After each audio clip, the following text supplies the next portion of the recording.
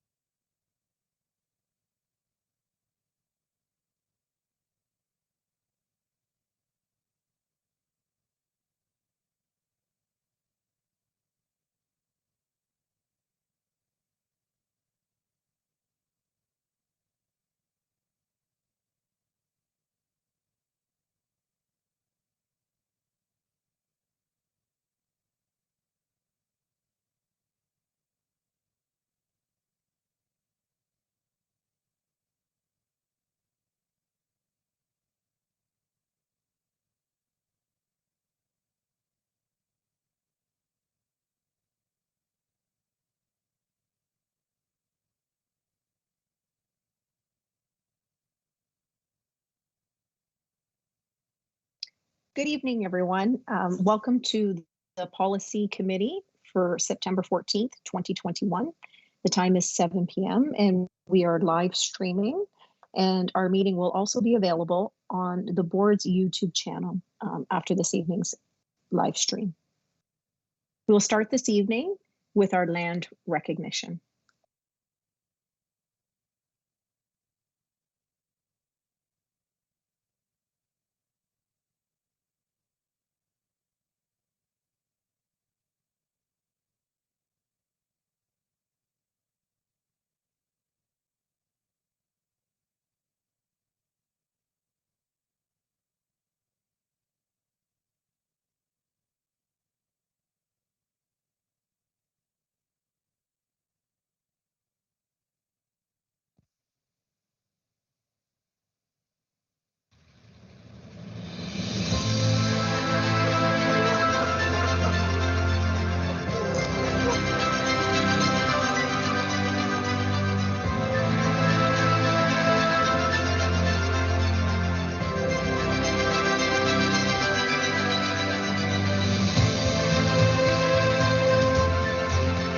Halton, as we know it today, is rich in the history and modern traditions of many First Nations and the Métis. From the lands of the Anishinaabe to the Attawandaron, the Haudenosaunee, and the Métis. These lands surrounding the Great Lake are steeped in Indigenous history. As we gather today on these treaty lands, our Catholic social teachings call us in solidarity with our Indigenous brothers and sisters to honor and respect the four directions: lands, waters, plants, animals, and ancestors that walked before us. All these wonderful elements of creation exist, gifted to us by our Creator God. We acknowledge and thank the Mississaugas of the Credit First Nation for being stewards of this traditional territory.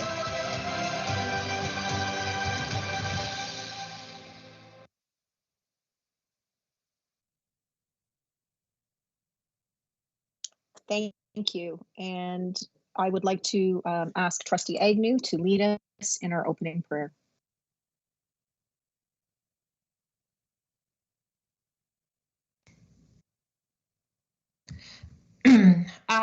Thank you very much. If everybody will join me in a sign of our faith, in the name of the Father, and the Son, and the Holy Spirit. Dear God, thank you for your amazing power and work in our lives. Thank you for your goodness and for your blessings over us. Thank you that you are able to bring hope through even the toughest of times, strengthening us for your purposes. Thank you for your great love and care, and thank you for your mercy and grace. Thank you that you are always with us and will never leave us. And thank you for your incredible sacrifice so that we may have freedom and life. Forgive us for when we don't thank you enough for who you are, for all you do, and for all you've given. Help us to set our eyes and our hearts and you afresh. Renew our spirits, fill us with your peace and joy. We love you and we need you this day and every day. We give you praise and thanks, for you alone are worthy. In the name of the Father, and the Son, and the Holy Spirit. Amen. Thank you, Trustee Agnew. We'll move on to item number 2, approvals. Item 2.1, can I have a motion to approve the agenda as presented? Trustee Agnew. Moved by Trustee Dewart, seconded by Trustee Agnew. Anyone opposed? Okay. Moving on to item 2.2, approval of the minutes for June 8th, 2021. Can I have a mover? Trustee Agnew. And seconded O'Brien. Thank you, Trustee Agnew, seconded by Trustee O'Brien. Is there any errors, omissions, or corrections? Anything that anybody disagrees with in the minutes? Okay, seeing none, is there anybody opposed? Okay, so we have the approval of the minutes approved. Moving on to item number 3, declarations of conflict of interest. Do we have any conflicts of interest this evening? Seeing none, we'll move on to item number 4, which is our action items. Item 4.1, policy I-19, occupational health and safety. Can I have a motion that the policy committee recommends that policy I-19, occupational health and safety be forwarded to the September 21st, 2021 regular board meeting for approval? Dewart. Trustee Dewart, moved by Trustee Dewart, seconded by Trustee Agnew. Trustee Agnew, thank you.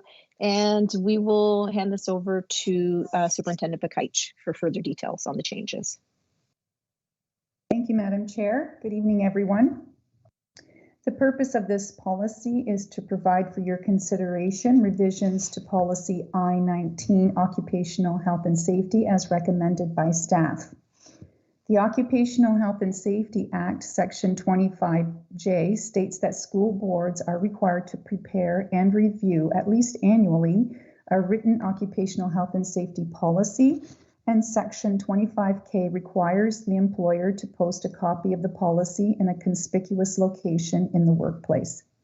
The Occupational Health and Safety policy must include the employer's commitment to preventing occupational illness and injury in the workplace, as well as their responsibility to implement and maintain a safe and healthy work environment. The policy must include supervisor and worker responsibility statements as they pertain to health and safety in the workplace.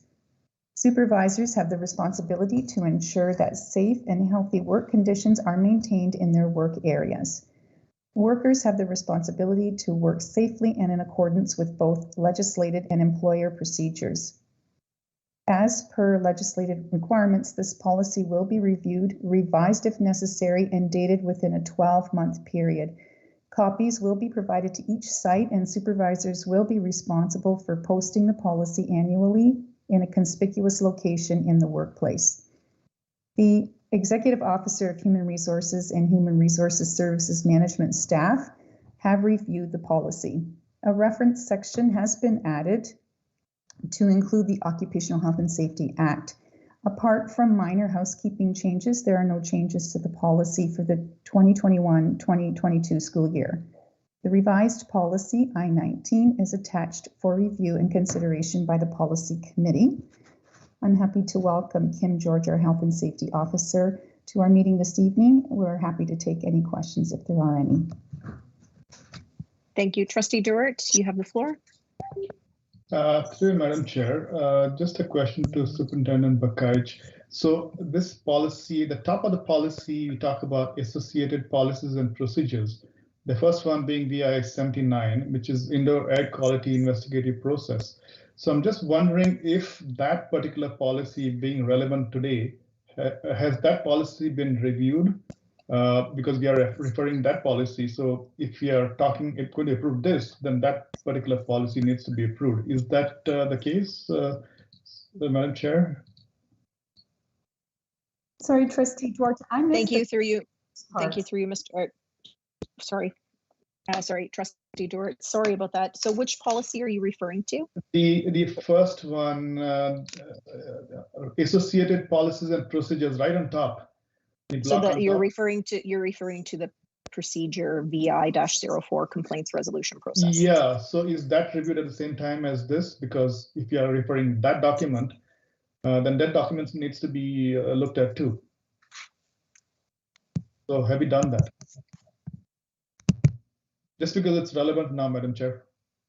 I don't disagree with you, Trustee Duarte. I don't believe it's in this package. So Superintendent Bakaich, can you let us know if that has been reviewed along with this?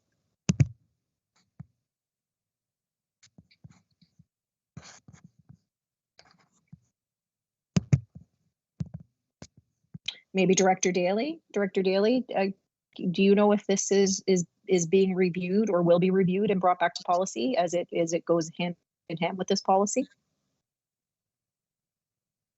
Through Madam Chair, the indoor air quality investigative process is due for it, and it is a procedure, not a policy.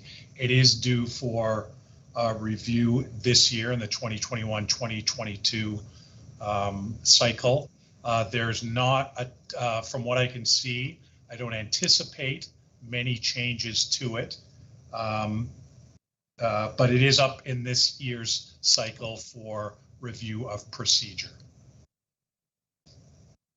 I think it's worth noting that the occupational health and safety policy is reviewed on a yearly basis. We review it every year. So some of the associated policies and procedures might be out of sync a little bit because we do review this one every year. Okay, thank you, Madam Chair. Thank you, Director Daly. Okay, do you have a follow-up, Trustee Duarte? No, I just want to make sure everything is in sync. Okay, thank you. And I apologize, I quoted the wrong procedure number. I was looking at my next upcoming document. Is there any further questions, trustees? Seeing none. Oh, Trustee O'Hearn-Turnott, just as I was about to call, you have the floor. Thank you, and I just made it through the wire. Through you, Madam Chair, to Director Daly, and this is just a information. Do we have in our board, and forgive me if I should know the answer, like a health and safety manager, or is it all through human resources?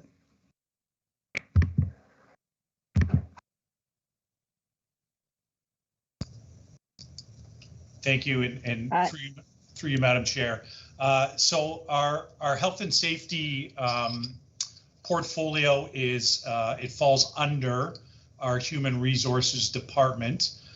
Kim George is kind of the expert of all things health and safety related, and I think Kim is with us this evening if there are any specific questions around this particular policy or other health and safety related policies or procedures. That's great. Thank you, Dr. Daly. Yep, thank you. Do you have a follow-up, Trustee O'Hearn-Turnott, or does that answer your question? No, that answers perfect. Thank you. Okay, thank you. Seeing as there's no further questions, we'll go to a recorded vote. Trustee Agnew? In favor. Trustee DeRosa?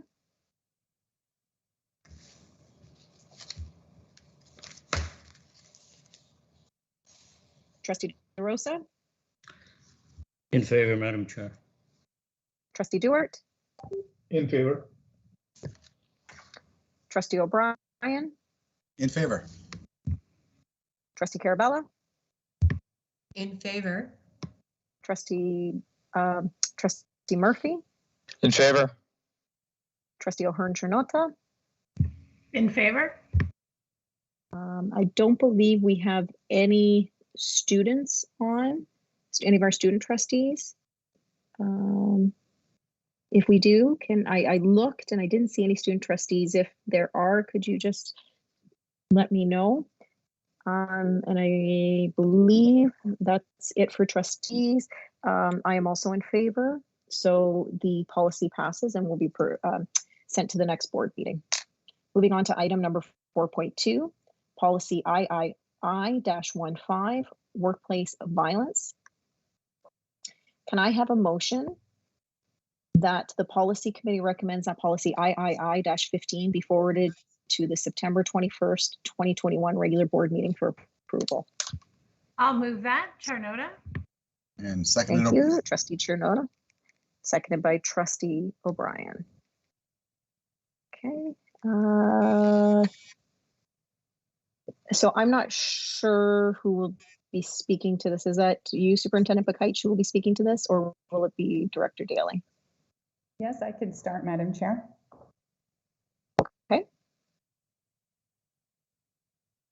The purpose of this policy is to provide for your consideration revisions to policy III-15, workplace violence, as recommended by staff.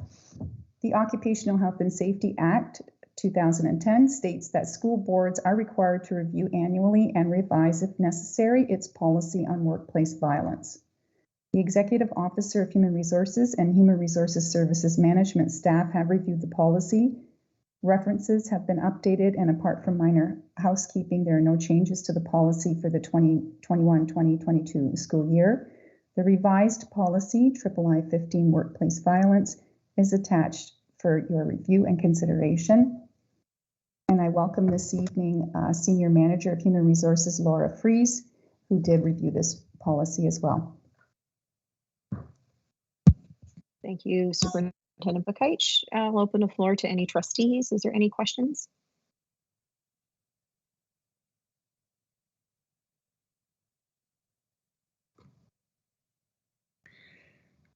Seeing as there's none, I do actually have a question. I'm going to ask a similar question to Trustee Dewart, as there are some policies that, even though the policy needs to be reviewed, the accompanying procedures usually go with it.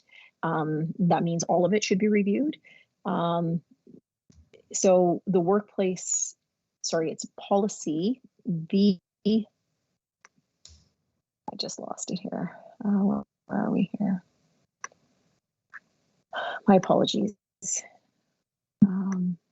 Computer's not cooperating with me. Policy or procedure VI-04, complaints resolution process, workplace discrimination, harassment, and violence. I know the employee assault we dealt with last year. It was brought up for review, but the complaints resolution, workplace discrimination, and harassment and violence. Our hyperlink doesn't work to it, just an FYI, to actually pull up the procedure. Just a question on when that's on the rotation and if that was looked at, as this is specific to this policy. And maybe we can have Human Resources respond to that, because they would have been the ones who reviewed this.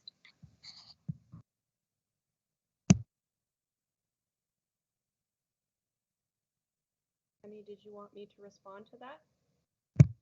Sure, Laura, go ahead. I'm sorry, we're having a hard time hearing you. Sorry. I believe that procedure is item 6.1 on the agenda, that it was reviewed as part of this package.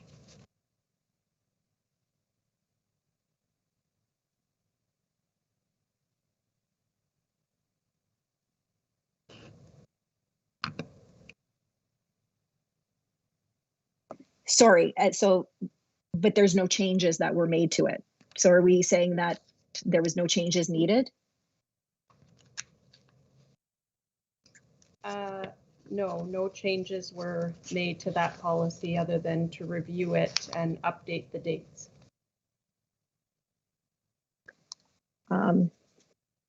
Okay, I'll hold my questions then until we get to that part of the agenda. Thank you. Thank you. Is there any other questions? Madam Chair, it's Trustee DeRosa here. I just sorry, go ahead, Trustee DeRosa. I'd like to raise a point of privilege because I don't have the chat function.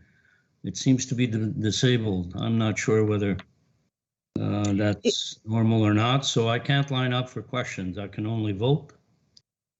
Okay, so Trustee DeRosa, it happens every now and then with Teams. If you log out and join right back in, sometimes that will enable your chat. Sometimes it's just a glitch. So I'll wait. I'll wait for the vote on this item first, and then I'll do that. Thank you. Okay. And the other thing is you can also use the hand up function. If I know that if it doesn't work, there's the hand up function that should still be working, and I can keep an eye for that. Sure. Okay. Is there any other questions?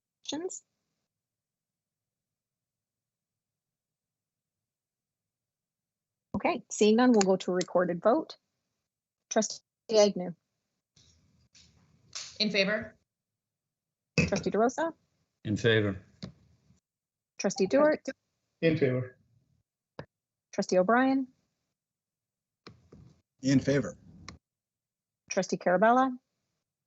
In favor. Trustee Murphy. In favor. Trustee O'Hearn-Chanota.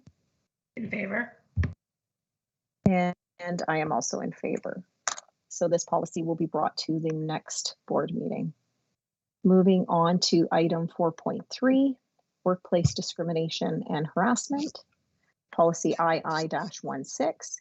Can I have somebody please move that the policy committee recommends that policy III-16, workplace discrimination and harassment, be forwarded to the September 21st, 2021 regular board meeting for approval? What? Moved by Trustee Dewart, seconded by O'Brien. Is that Trustee O'Brien? Okay, yes. Trustee O'Brien, thank you. Sorry, it was a little faded there. We have, Superintendent Bakaich. Thank you, and through you, Madam Chair. The purpose of this policy is to provide for consideration to the Policy Committee revisions to Policy III-16, Workplace Harassment and Discrimination, as recommended by staff. Policy III-16, Workplace Discrimination and Harassment, is reviewed on an annual basis. The Ontario Occupational Health and Safety Act requires that employers implement specific workplace harassment policies and procedures and ensure that incidents and complaints of workplace harassment are properly investigated. Similarly, the Ontario Human Rights Code requires employers to ensure the workplace is free from harassment on a number of prescribed and prohibited grounds. The Executive Officer of Human Resources and Human Resources Services Management staff, in this case Senior Manager Laura Fries, have reviewed the policy and recommend that apart from minor housekeeping, no changes to the policy for the 2021-2022 school year. The revised policy, III-16, Workplace Discrimination and Harassment, is attached for review and consideration by the Policy Committee. Thank you, Superintendent Bakaich. Just a quick clarification, if you can, for me. You keep referencing the Chief Executive Officer of Human Resources. Who would that be? Would that have been done prior to Superintendent O'Hara retiring? That's correct, Madam Chair. Chief Executive Officer Joe O'Hara did review all of the policies and the associated procedure prior to his departure. Thank you. Okay, trustees, I'll open it up. Are there any questions?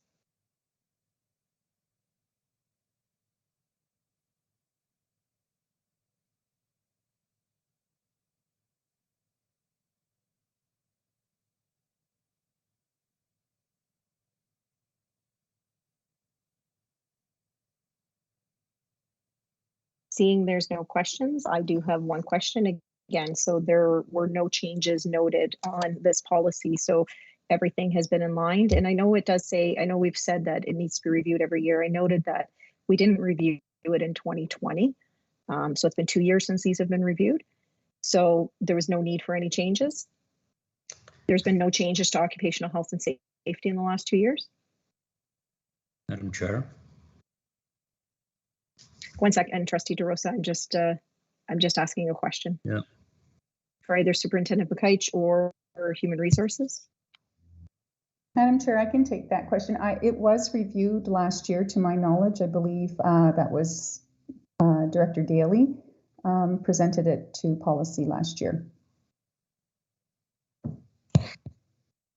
So then it's just a typo that it says last reviewed 2019?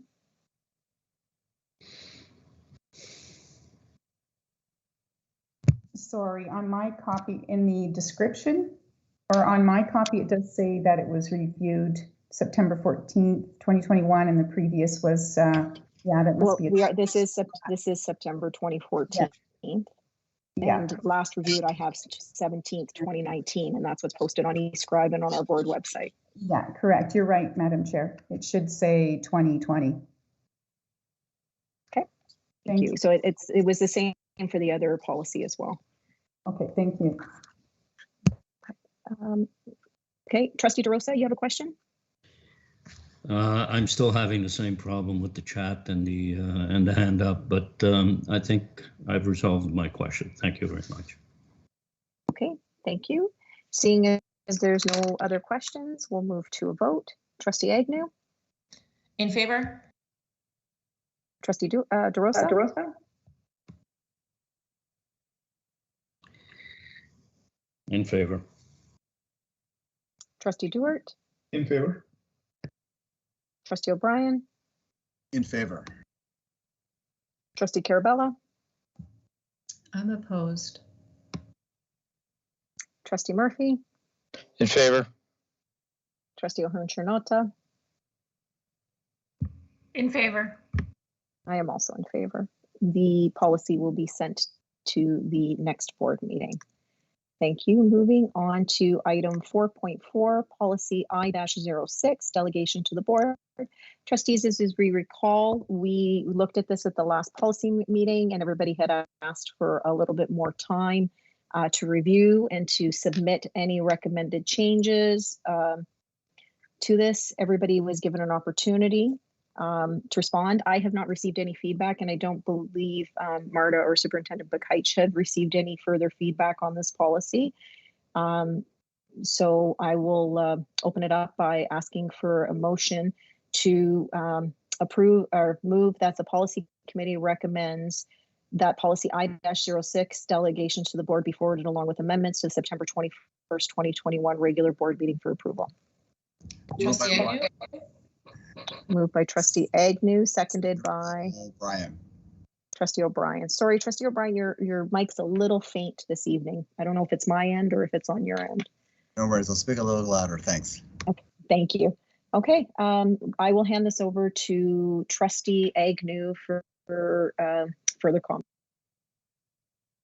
Thank you very much, and through you, Madam Chair. I don't want to belabor this for too long. We had a fulsome discussion on this back in June, but as trustees will recall, and what is actually at the top of the policy is that this was implemented in 1995.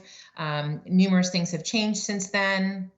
I believe there's just an increased and a pertinent need for us to update this policy. I think it needs to be more reflective of how things seem to be more recently, and really just looking for a way to provide full transparency, the ability for stakeholders to have an equal opportunity to delegate to the board, to try to keep things as efficient as possible, to try to move the process through a little cleaner, to try to make it easier for the chair to go through the numerous number of delegations that often fall in their lap. So, for all of those reasons, which have not changed since June, I put to my fellow trustees this policy for consideration and approval. Thank you very much. Thank you, Trustee Agnew. I see that we've got some hands up in the chat box. Just give us 1 minute so we can actually get the policy posted, as it's a new policy, and then we'll start with the first trustee, which is Trustee O'Brien. So we can just have 1 second. Andrea, Marta, can we actually have Andrea do it just in case there's anything that needs to be changed?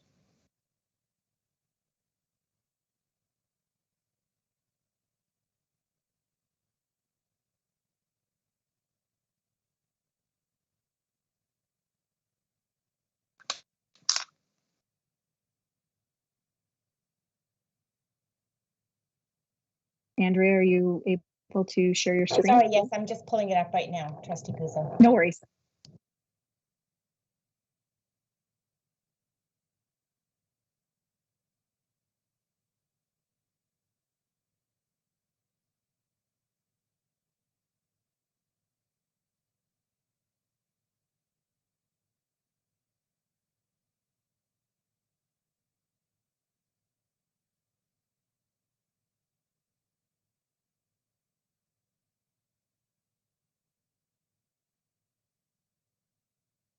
You should see it now. Perfect. Yes, thank you. Trustee O'Brien, you have the floor. Thank you. Through you, Madam Chair, and thank you again, Trustee Agnew, for bringing this forward. Definitely needs to be looked at again, especially in the light of all the things that have been happening in our board. I brought this point up again last time we looked at this, and it's regarding the questions of clarification. Bullets, I believe it's 17 and 18. And as you know, a big theme in our board discussions and our board meetings has been how long our board has meetings have been gone on. I know there's no quick fix to that problem, but upon reflection, I'm looking at all the delegations we've had since I've been a trustee, and I really feel that most of the, I would say all the delegates that ever delegated to the board, their delegations are very clear, well written. These are extremely intelligent people. They present well, and they are very clear in their communication, and in that written communication that we get, well, you know, 4 days before the meeting. And I'm reflecting upon those questions of clarification, and I really think for the most part, often those questions of clarification have turned into questions of debate. And upon reflection, I think that they are some of the most contentious parts of our meeting.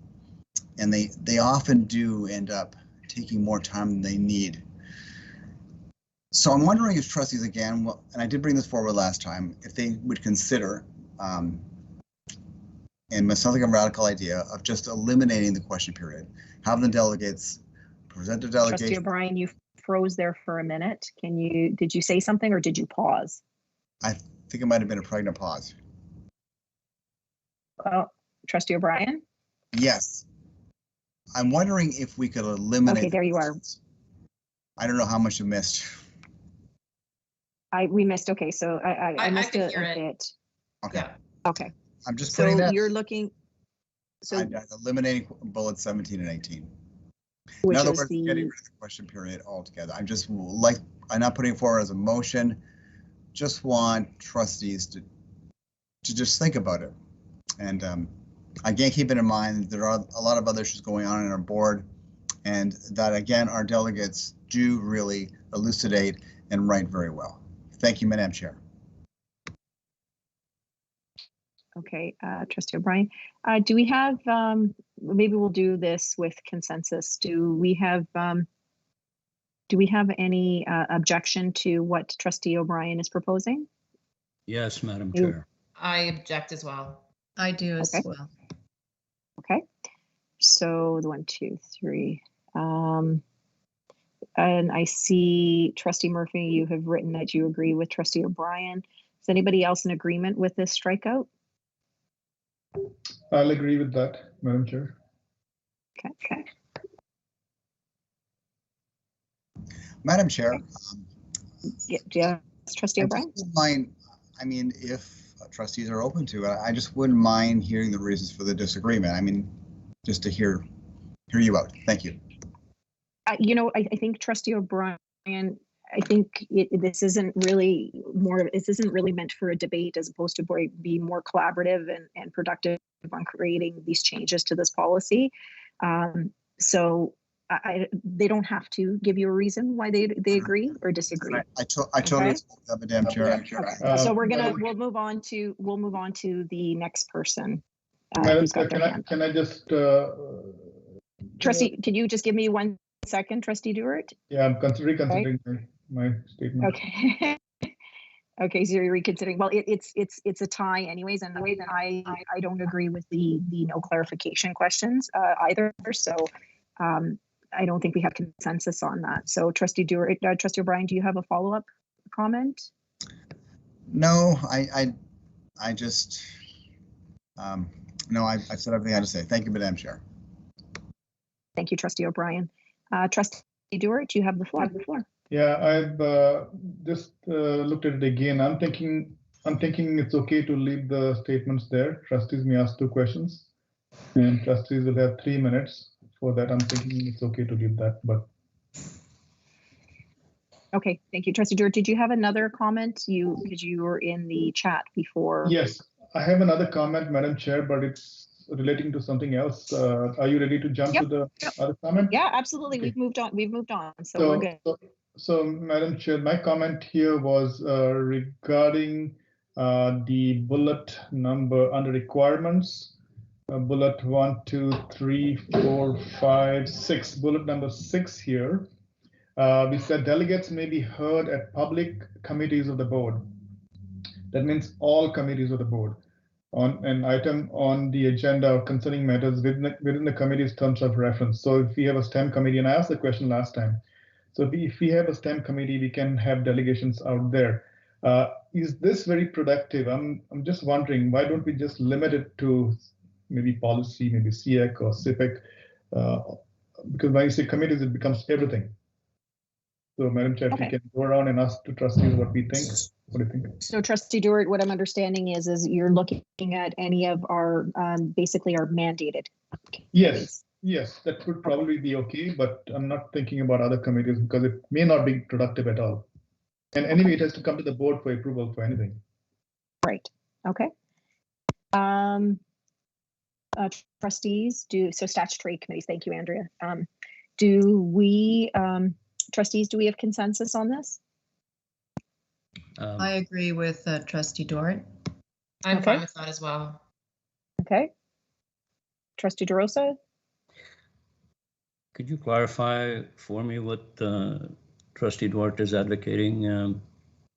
Just that the delegations wouldn't be to every single committee of the board that's public, but to the statutory committees, for example, policy, CEC, CPIC.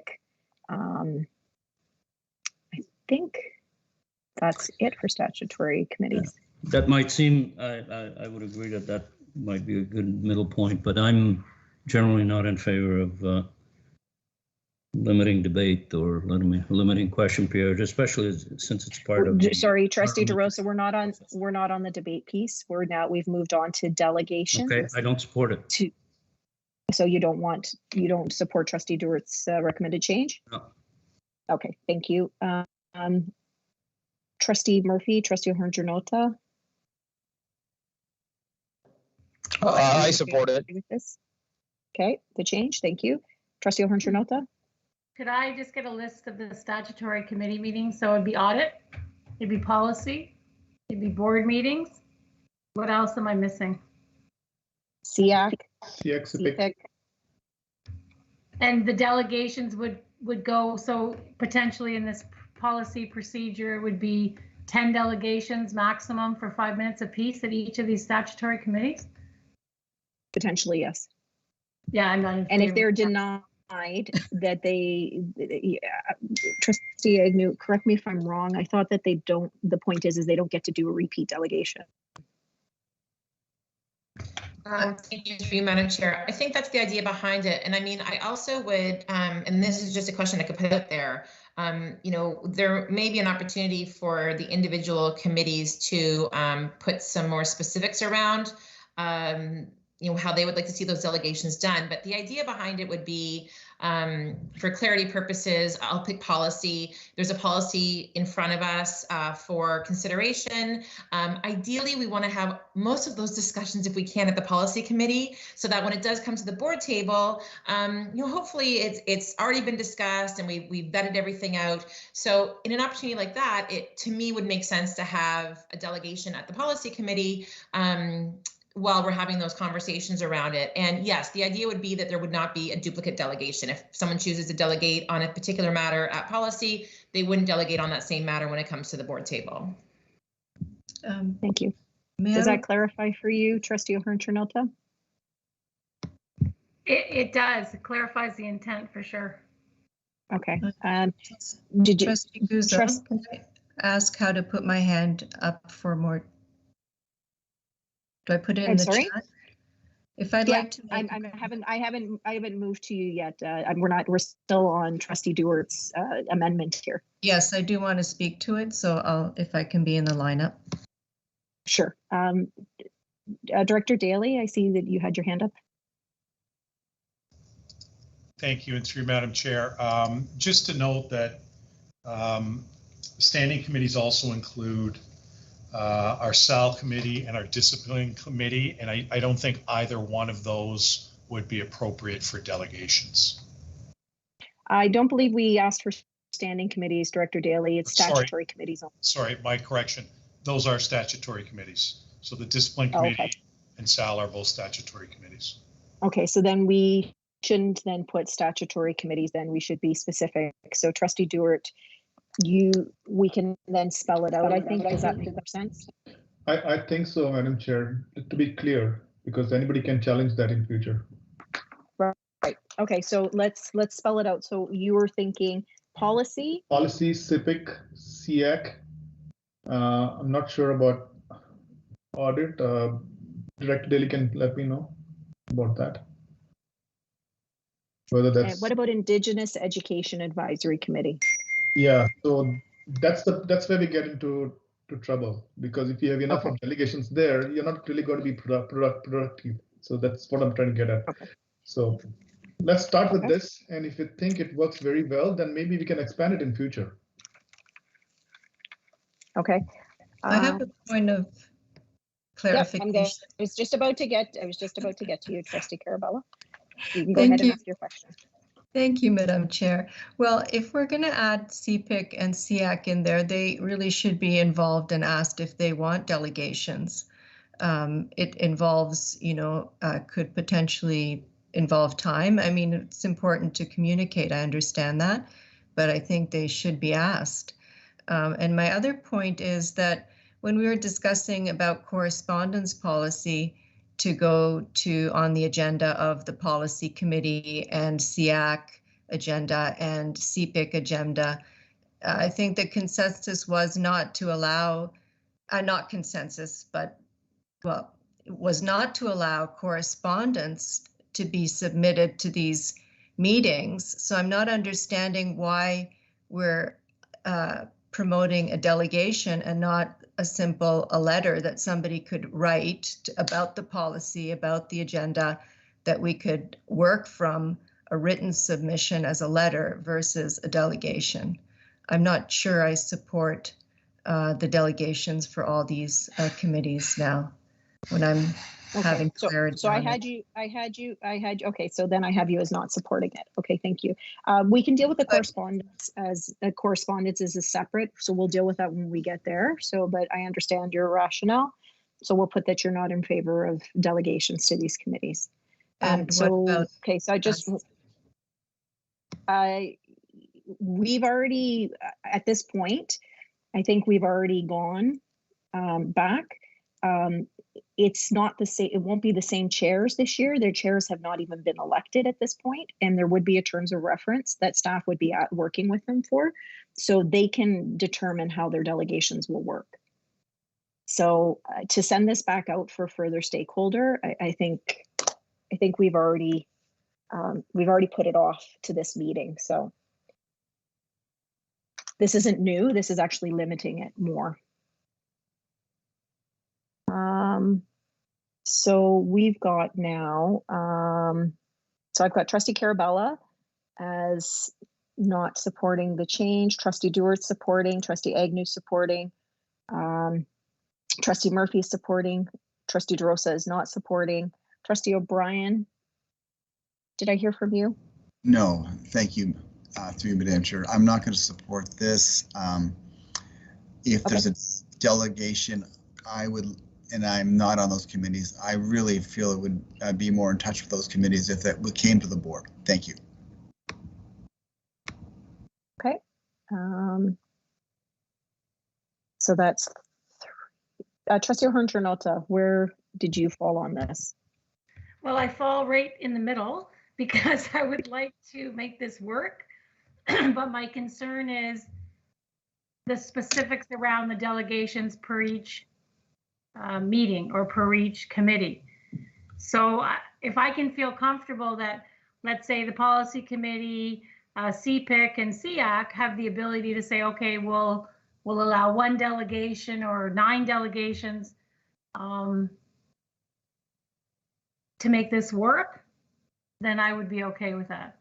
Just to send it out like this and we have it presented that we have 10 delegations for 5 minutes apiece. I want to support communication, but at the same time realize a time element. Okay. Does that make any sense at all? No, it does. I'm just trying to understand if the same rules, I think the same rules would apply with the limits as it does for the board meeting, if I'm not mistaken. Trustee Agnew, can you just clarify? Well, I think it could be handled in a few different ways, recognizing what Trustee O'Hearn-Ternota is saying. I think, you know, we have the ability to do some things here. I like individual committees to have their autonomy. There are committees that have their own terms of reference. They have their own, their own bylaws, if you will, or their own guidelines. And so I think it needs to work for that committee.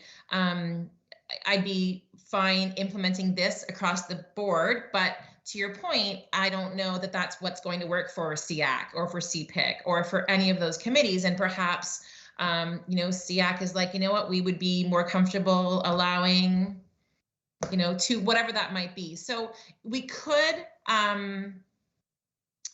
it says there, we could add something that would say delegations may be heard blah, blah, blah, at these committees. And we could add a line in there that would say, as per the specifications of those individual committees, like something to that effect. I don't want to complicate the process, but I too want to meet somewhere in the middle, because I do think there is a lot of value in allowing that process to transpire at some of those committees.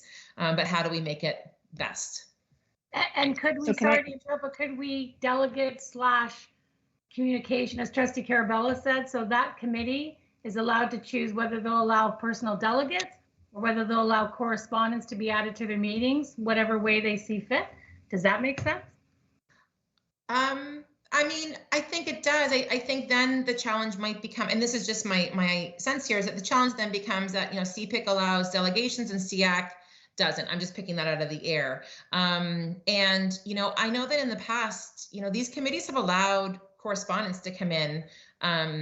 So I think I'd rather have that conversation, to be honest, at the correspondence policy to see if we need to make an allocation there. But, as we know, there's just sometimes that the written piece isn't necessarily going to relay the sentiment that someone, or the nuances that someone's trying to get forward. And that would be my fear. But again, I worry more about the consistency to allow delegations at one, but not the other, or correspondence at one, but not the other. That would be my concern. I think that becomes complicated, but that's me. So I'll offer it up there to my fellow trustees. Should we just, what we are controlling right now, the policy committee and the board committee, allowing delegations, and leave the other committees up to the committees? That might be an option. Trustee Dewart, would you be open to that? So each of these committees have their own bylaws. So I think in their bylaws, they could probably handle the number of delegations, provided we give them the opportunity right here and say, subject to their bylaws. Yeah, SEAC follows the bylaws of the board. So that would be, we would follow this. Yes, CPIC has its own bylaws. In that situation. CPIC has its own bylaws, so it could be handled there.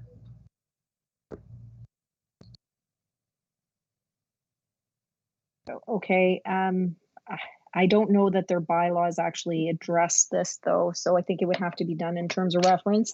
And I think it would need to actually be in this policy, Trustee Dewart, if we do that. So if we want Catholic parent involvement, maybe it needs to, I don't have an answer, so maybe let's go through this again. I don't think we have consensus on this piece for the change.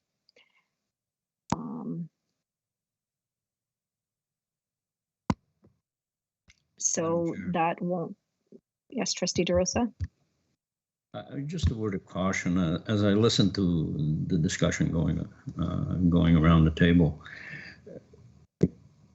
I think we have to be mindful that we don't want to cross the line of the committees who are already self-governing themselves with separate bylaws.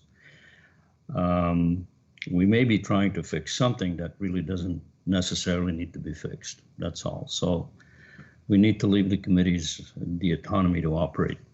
Thank you. Thank you. So, Trustee Dewart, it does not look like we have a consensus to make the change as proposed. Okay, no problem. So we'll move on to the next person, Trustee Carabella. Oh, thank you. So just for clarity then, does the whole bullet get taken out? Nope. Nope. That's not what the proposal was. The proposal was to amend the bullet. So the bullet is as presented at this point, unless somebody asks to have it removed. Okay. I might ask to have that removed then. Just for the reason that we're just talking that each committee should choose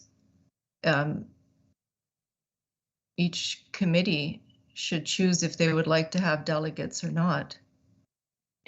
Right, but the only way for them to choose if they have delegates is if there's a policy that allows them to have delegates. So currently they aren't allowed to take delegations. So your proposal is to strike it completely out?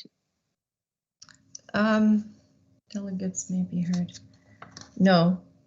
So you're striking out the yellow section, just the delegates, so it remains. Sorry, Andrea, can we just go back to the way it was? Sorry.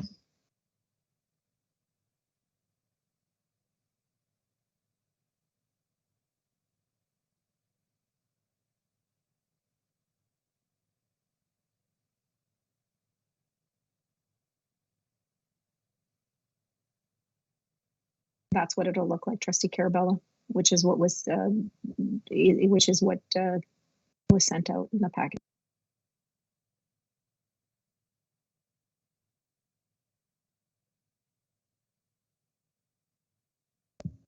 Okay, I'm just going to think about that. The reason I had my hand up was that there were some things that we sort of agreed on at that first meeting in June that we had, and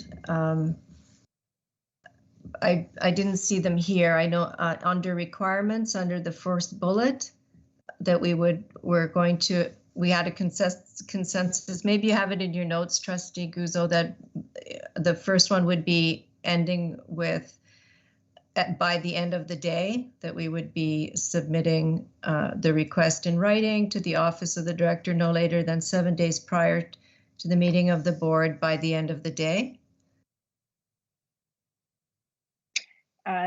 I believe what we did was we had consensus. We didn't have actual, we didn't pass anything at the last meeting. Right. We postponed That's right. it. So, okay. So if you want to put that back on the table, then that's where we're at today. If that was the work we did in June by consensus, I would like that back. And the other one was the fourth bullet. It says the word deputation, but we don't really use that. We talked about using the word delegation because that's what this policy is, and we're calling them delegation and not deputation. It's the fourth bullet. The regional trustees will be notified if a delegate, was to make that the word delegation.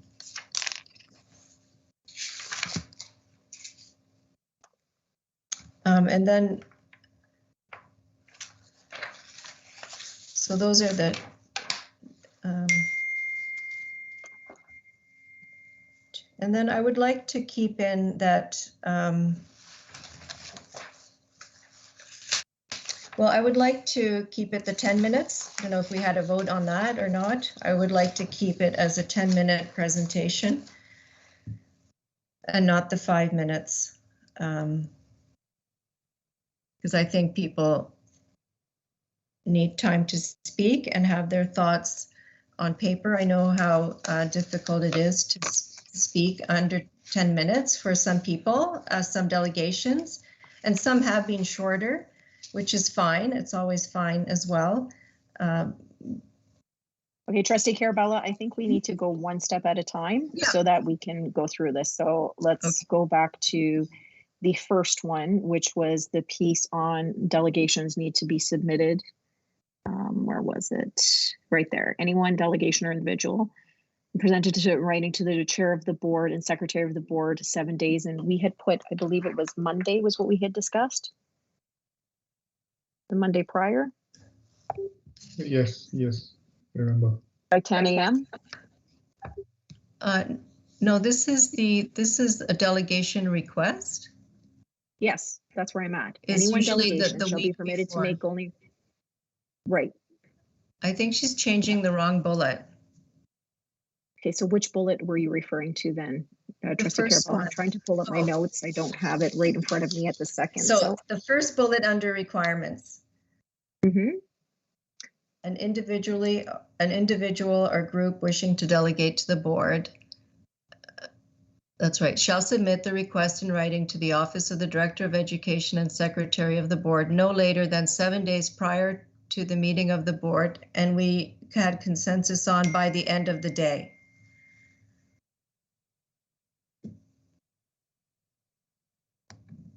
Okay. Do we have any objections to that, just to confirm? Just clarification, Madam Chair. Sure. What are we saying by end of the day? I mean, the question I ask is because I think that is different for different people. And if it is staff who is receiving that request for delegation, what time would they be able to receive that by? So I think that that's important, is end of the day 11:59, because I think that that's counterproductive if it's being received by the director doesn't work till assistant. So just wanted clarity around that. Mm-hmm. Okay.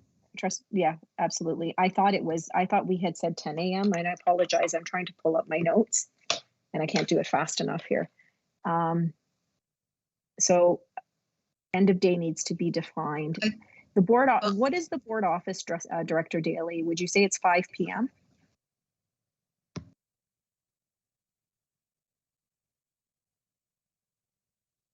I think 5 p.m. would be a kind of a reasonable end of day. Okay, because what we don't want to happen is people sending them in beyond that, and it's not the end of the day for board staff, especially the admin assistants. We know Director Daly, we can get you at most hours of the night. So, can I just speak to that? Sure, go ahead. I would just suggest 7 p.m. I know that sometimes doesn't mean it has to be looked at right away that evening, but that it's submitted by 7 p.m. or 8 p.m. let's say, because it leaves parents a chance to get home and still write that letter, which they wouldn't have written during their work day. That's all, just to give that little window. It doesn't mean I appreciate that, Trustee Carabella. I think the issue is the draft agendas have to be put together the next morning. So that is part of the issue. I would object to that, Madam Chair, the 8 p.m. Okay, so let's start with 5 p.m. I would support. Let's start with 8. Okay, one at a time, guys, and so I can keep track of where we're at. So let's start with the 8 p.m. because she's made that change on there. So I'll go around the table. 8 p.m. Trustee Agnew. I'm opposed to that. I'm fine with 5 p.m. Okay. Trustee DeRosa. I'm in favor. Okay. Trustee Dewart. I'd like it 10 a.m. actually, but 5 p.m. is what I'll agree to. Okay. Trustee Carabella, you want the 8 p.m. Trustee O'Brien. Yeah, 8 p.m. It gives it a full 7 days, almost exactly. So I think that's thanks. Okay, Trustee Murphy. Yeah, I'm okay with 8 p.m. That's fine. Trustee O'Hearn-Chanota. I like the 5 p.m. end of business day.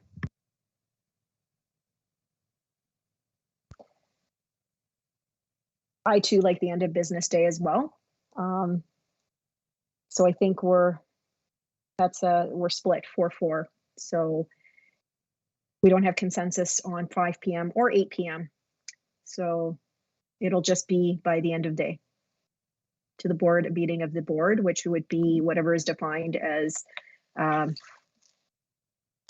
to the board meeting, 7 days in writing. What is the current practice, Director Daly? May I have a suggestion? Okay, yeah. What's the current practice? Just 1 second. We need to find out what the current practice is so we understand what it is. The 7 days, what has been the cutoff point for the delegations to be submitted? It's been a little bit all over the place, to be honest with you, and I think it's helpful to put some endpoint so it doesn't leave people thinking that end of day is it 11:59 and that's fine. It's end of day. I think it probably helps to put in some definite time. Okay, thank you. Trustee Carabella?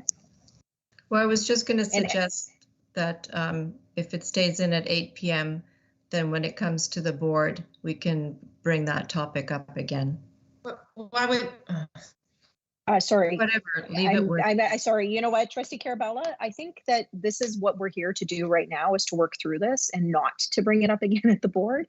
The whole point of the policy committee is to work through the policy and try to come to that's why we're a working committee, so that when it goes to the board, it really is, we're not spending time redoing what we're actually spending time on right now. Because if you look at this, we have already been on this item since 7:48. Madam Chair, I will concede my vote to 5 p.m. because I really feel we need a time too. So I'll go for 5 p.m. So that'll change the vote. Thank you. And I think it's important to know that whatever time we put on here, it's going to limit some sort of working parent. We don't have parents who all work 9-to-5 jobs. We have parents who work shift work. So saying 8 p.m. and assuming that we have parents that only work 9-to-5 isn't a fair statement. So so we've got 5 p.m. consensus.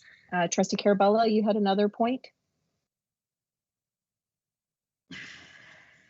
Yes, I did. About the length of the delegation. So I would like to keep it at 10 minutes. So all those two bullets that are regarding that, I guess we can go around and do a vote on that. I would like to keep it at 10 minutes per delegation. Okay. So what was put forward was 3 presenters, no other may address the board unless it's at discretion of the chair. Delegates with similar rationales will be grouped together. Oh, sorry. For a total of 10-minute presentation. And then, yeah, that's the one part. And then there it is.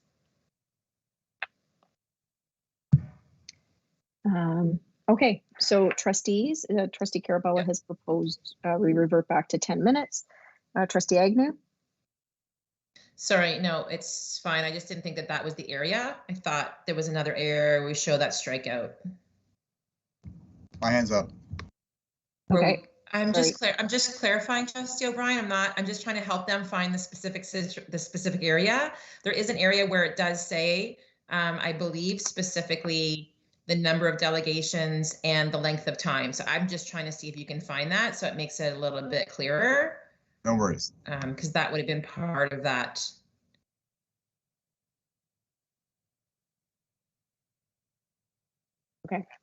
Okay, so Trustee Agnew, so we'll make sure that it's consistent throughout the document, whatever we decide to do.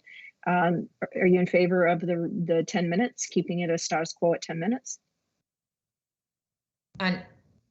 Well, I think it depends on how many delegations we're talking about. Are we going to reduce are we going to keep it at 10 and 5? If that's the case, no, I'd rather have 5-minute delegations. I think that's sufficient enough, and I'd rather increase the number of delegations. I see. That's right, because the change was 10 delegations, but no more than 5 minutes. Correct. Okay. Okay. So, Trustee Carabella, your suggestion is to keep it at 10 delegations and all at 10 minutes? Yes, thank you. As a maximum of 10 minutes, yes. Okay. So based on the way she's proposed it, Trustee Agnew, you're not in favor then? No, I'm not in favor of 10-minute delegations, and I'm not in favor of 10 10-minute delegations. I'm in favor of 10 5-minute delegations. Okay. Trustee DeRosa? I'm in favor of the 10 and 10. Okay. Thank you. Trustee Dewar? 5 minutes for me. 10 delegations, okay, 5 minutes. 10 delegations, 5 minutes. Okay, thank you. Trustee O'Brien? Thank you, Madam Chair. Again, keep it in mind, every decision we make impacts everything we do, and we really are looking at making our board meetings more manageable. If you can't say it in 5 minutes, you can't say it. I'm going for the 5 minutes. Thank you. Okay. So the 10 and 5, correct? Yes. Okay. Trustee Murphy? I'm opposed. So you're opposed to the 10 and 10? Are you in I'm favor of the opposed 10 to- and 5? No, I'm opposed to. You're opposed to all of both it. of them? Yeah. Okay. You wanted a status quo. Okay, thank you. Yeah. Trustee O'Hearn? Chernota? Okay, so I'm in favor of 50 minutes for delegations total, not 100 minutes. My struggle is whether 5 minutes is enough. So my gut is telling me 5 delegations at 10 minutes. Not 10 to 5 minutes. So we've got another. So neither of those two options. So you're on a new option, which is 5 delegations at 10 minutes, which is the same as what Trustee Murphy says, because that's our current practice.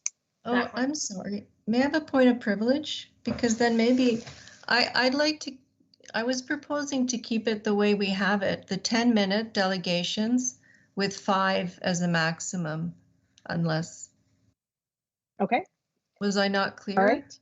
Because you were saying that 10, was, that was what I was, delegations? that's what I was clarifying with you. Oh, I'm so sorry. Okay. No, okay, no worries. So 5 delegations, 10 minutes each. Yeah. So which is our current practice. Current practice. Thank you. Okay. So Trustee Agnew, you're still good. You're still at 10 and 5? I'm with Trustee O'Brien on if you can't say it in 10 minutes. I think 5 minutes is adequate. It's fairly consistent with a number of other boards. 10 minutes, you don't see it a lot of other boards, and I'd rather have more people have the opportunity to delegate and lessen the time of each delegation than to minimize the opportunity for people to have a voice at the table. Okay. So it looks like we have five who want to keep it at 5 and 10. 5 delegations in 10 minutes. So it will stay the way it is, the current way we do it.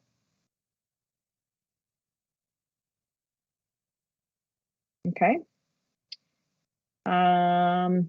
Trustee Carabella, I'm going to move on to the next person as we have some other people who want to be heard in the chat, and then we can come back to you, okay? Trustee Dewar, you've already spoken. I have Trustee O'Hearn Chernota, and you haven't spoken on any suggested changes, so I'll put you up next. Thank you. Through you, Madam Chair, and I don't want to belabor the point, but I really liked what Trustee Agnew said about going back to the delegations. And I'm trying to find a way that something can change, because I completely agree that all the discussion should happen now at the policy, so that unless something tragically different happens between now and the board meeting, it's kind of the same issue. So can we, my suggestion would be to say delegations at the policy committee, just add that to that bullet point. That would be my suggestion. Sorry, so that was for the allowing the delegations, correct?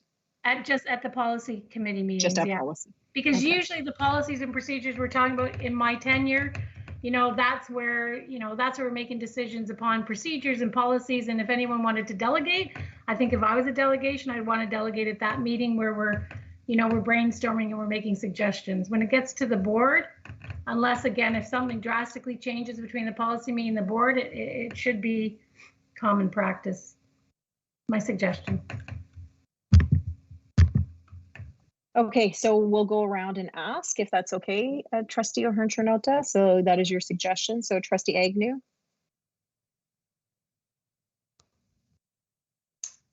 I'd be in favor. I'd like to see us do that across the, but I'd be in favor. Okay, thank you. Trustee DeRosa. I'm opposed, Madam Chair. Thank you. Trustee Dewart. Yes, let's go with that. It's something better than not defining anything. Okay. Trustee O'Brien. I'm going to oppose because I do believe that most of the public watch their board meetings. Few watch the public meetings. And I think if a delegate is going to delegate, the whole education committee needs to hear it. Thank you. Okay, thank you. Trustee Carabella. I'm just going to think about it some more. If you can go on and come back to me, thank you. Okay, Trustee Murphy. In favor. Trustee O'Hearn-Trinota, I'm assuming you're in consensus with this because this is your proposal. I am. And just, could I just make a question to Trustee O'Brien? I mean, if it's something different, we could always advertise it so that our parent population realizes the delegations are going to the policy committee, and then they would have the opportunity to tune in. I just wanted to respond to that. That could be a way around that. Okay. Okay, thank you. Trustee Carabella? I'm going to be opposed. Thank you. I think the yeah, thank you. Thank you. I'm in favor of that as well, because I believe that the conversations from what Trustee O'Hearn-Trinota said and is what's happening here at the table. This is where we should have the ability to have a full conversation about it, specifically dealing with policy only. So that amendment we have a majority on that change. Thank you. Okay. And now, Trustee O'Hearn-Trinota, did you have something else? No, through you, Madam Chair. I'm good. Thank you. Thank you, everybody. Okay. Thank you. Trustee Agnew, you've spoken as well. So Trustee Murphy, we haven't heard from you yet. So you have the floor. Thank you. There was 3 points I wanted to touch on, so I'll talk about 2, and then I can go back in the line if somebody else wants to talk. I think the important point to note is that really the number of delegations and time necessarily isn't the issue. The issue is the amount of time that those delegations generate. So kind of touching on Trustee O'Brien's point. So I think we need to tighten up where it says trustees have 3 minutes in total to ask their clarifying questions. Being able to define what a clarifying question would be very helpful. I don't know if we would ever come to agreement on that. But at least we need to clarify whether that 3 minutes includes their 2 questions and includes the response to those questions, because that's where this can extend to quite a long period of time, times 9 trustees. That's where you get the challenges. So now, you know, if you do the math, you can extend the meeting by quite a bit if we don't tighten up that to get an understanding of what we're talking about. So my way of looking at it would be trustees have 3 minutes in total to ask their clarifying questions, but that would also include the response. So we would start the clock, it runs for 3 minutes, and then when the 3 minutes are up, that is the time allotted to that trustee. So I think we need to get some consensus or clarification on that. What is the expectation that other trustees have on this point? Okay, so thank you, Trustee Murphy. The way I read it, it's 3 minutes only for the clarification questions. I don't believe that included the time. Trustee Agnew, was that your intention, that it included the response to the questions? No, so I mean, all I can do is sort of comment on the way I've seen it done at some other board tables, and for the reasons that Trustee Murphy has listed, that's where the limitation has come into the number of questions that are allowed, and then the time limit with that. But the way that I've seen it done is the time limit only applies to the questions being asked. And in all honesty, you don't tend to see really, really long drawn out responses. Where you see a lot of the issue around delay and time accumulation is the back and forth and the number of questions. So I think by only allowing trustees to ask 2 specific clarifying questions, they have 3 minutes within to ask those 2 questions. So it doesn't offer a lot of time for a lot of rambling and a lot of preamble. And then the delegate would be able to answer those questions. And like I said, I haven't seen it where the delegate has rambled on in their response. If the questions are fairly clear and for clarification only, they're usually answered quite quickly. That's been what I've observed at the other meetings that I've watched. And that's where this idea came from. I don't know if that's helpful. Yeah, I'd like to hear from other trustees. I have a different point of view, but that's okay. Okay. No. Okay. Like So Trustee Murphy, no, that's fine. So I understand. So I just wanted to clarify what her intention was. So your proposal is that this 3 minutes is total. Is that what I'm hearing from you? Yeah. Yes. Exactly. So that's to ask your questions and to get answers. Madam Chair. Sorry, 1 second. No, Trustee DeRosa, I'm dealing with something on the table right now. Sure. I will get to you at some point, okay? So we'll just see if, sorry, hold on, just.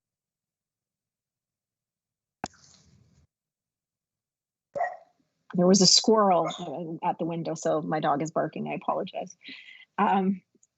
So Trustee Murphy has proposed that the 3 minutes is total. So let's see if we have agreement or consensus on this. Trustee Agnew?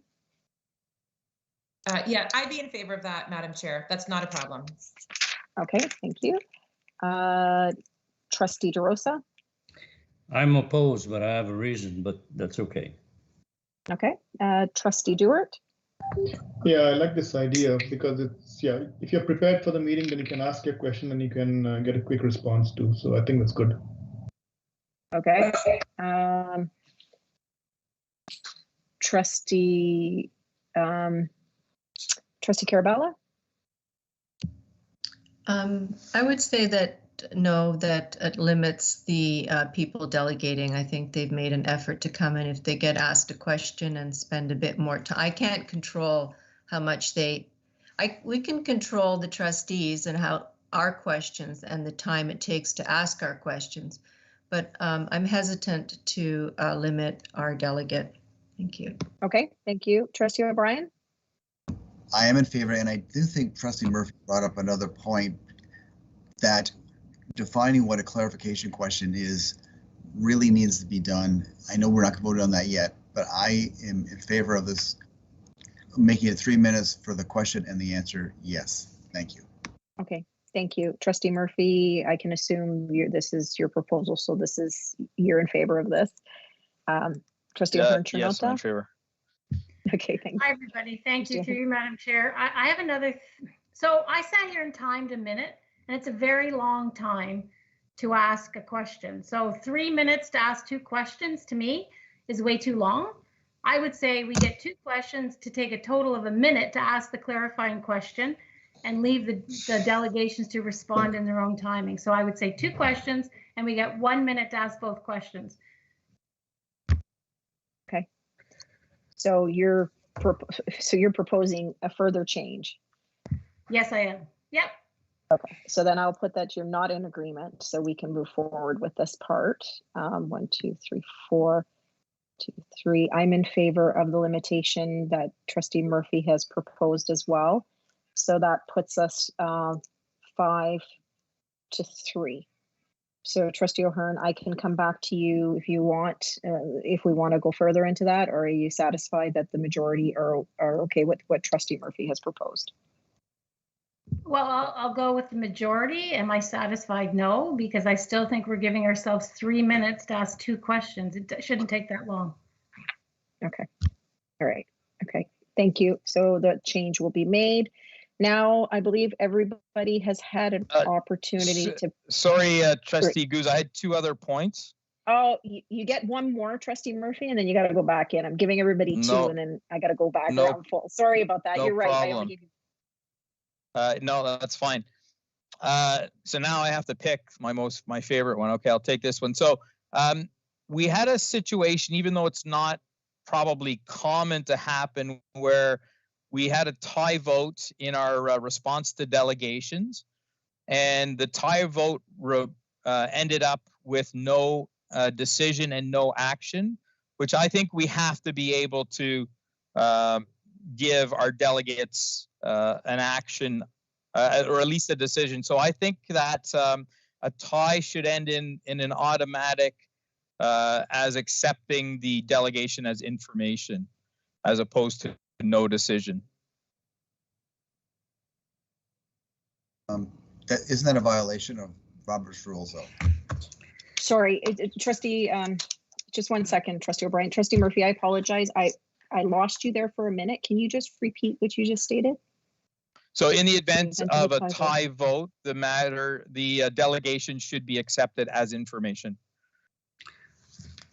I see. Okay. Okay, I understand. I'm not sure. I heard Trustee O'Brien's clarifying point. I don't know. Actually, if I'm not mistaken, that might need to be changed in the bylaws, not in the policy. The policy cannot trump the bylaws. Bylaws can supersede Robert's Rules of Order because that's how our bylaws are established. So that, Trustee Murphy, would need to go in our bylaws, not in the policy, because the policy is not meant to override our bylaws. Okay. Does that make sense? Yeah, that makes sense. I'll probably forget about it by the time of bylaw review, but hopefully somebody else can remind me. Trustee O'Brien, does that make sense? Do you understand? Absolutely. Okay, thank you. Okay. So now we're going to go back to the next person in line here. So Trustee Dewar. I think I said what I had to say. I'll pass. Okay, thank you. Then we go to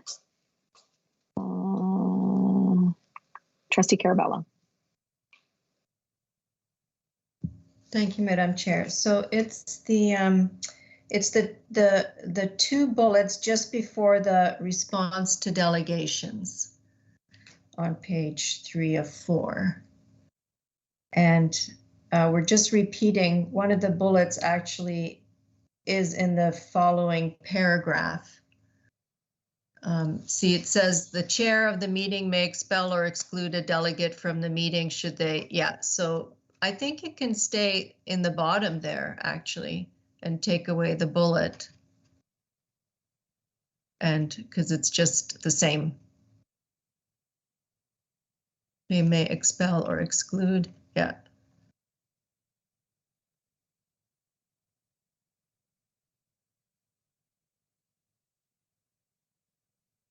Is that okay, or do the trustees prefer there is a little bit of a change now, I see. It's the same idea, but a little bit of a wording change. If the other trustees, that we just keep one of those two. So the second part looks like it's presenters and guests. The first part is the delegate. I don't see them as identical. Okay, correct. The chair of the meeting, a delegate. Ah, okay. Okay, so were you just thinking because it was a duplication? I did think that. Yes, I did.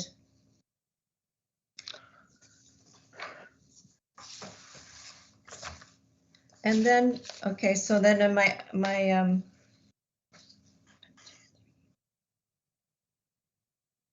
about the employees of the board or representatives, employee groups shall not delegate to the board. So I would propose we keep that as how we've been doing it. Sorry, can you just wait till we get to that piece, Trustee Carabello? Which part are you referring to? Doesn't look like it's taken out here. It says, or maybe it's already taken out. I think it's under requirements, bullet 9. Thank you. Thanks, Trustee Murphy. Thank you, Trustee Murphy.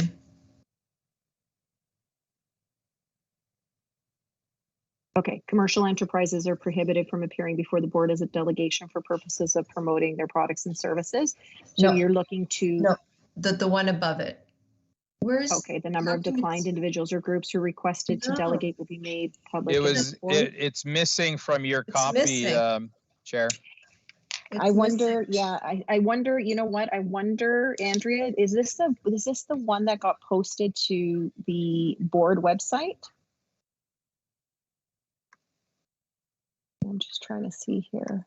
I'm working from my working copy of the June 8th because we it has my notes. We must Madam have Chair, you're right. On the board website, there is a bullet that says employees of the board or representative employees of the group shall not delegate to the board, and it's struck out as a change on the board website. Yep. Just so you know that. Right. Okay, yeah, I'm just pulling it up right now.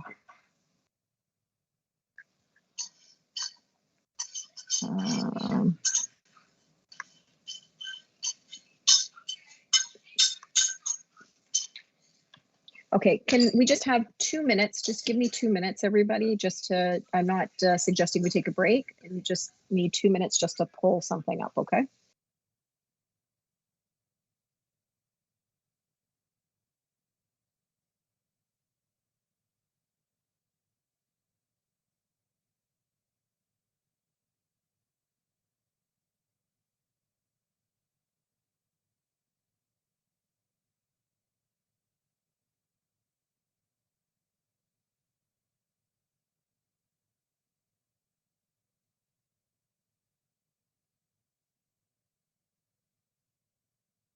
Okay, so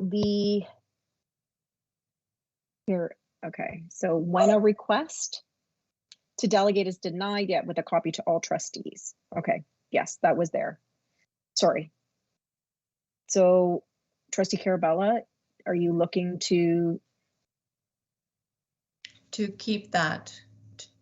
To keep that in the employees of the Board of Representatives of Employee Group shall not delegate to the board to express their views?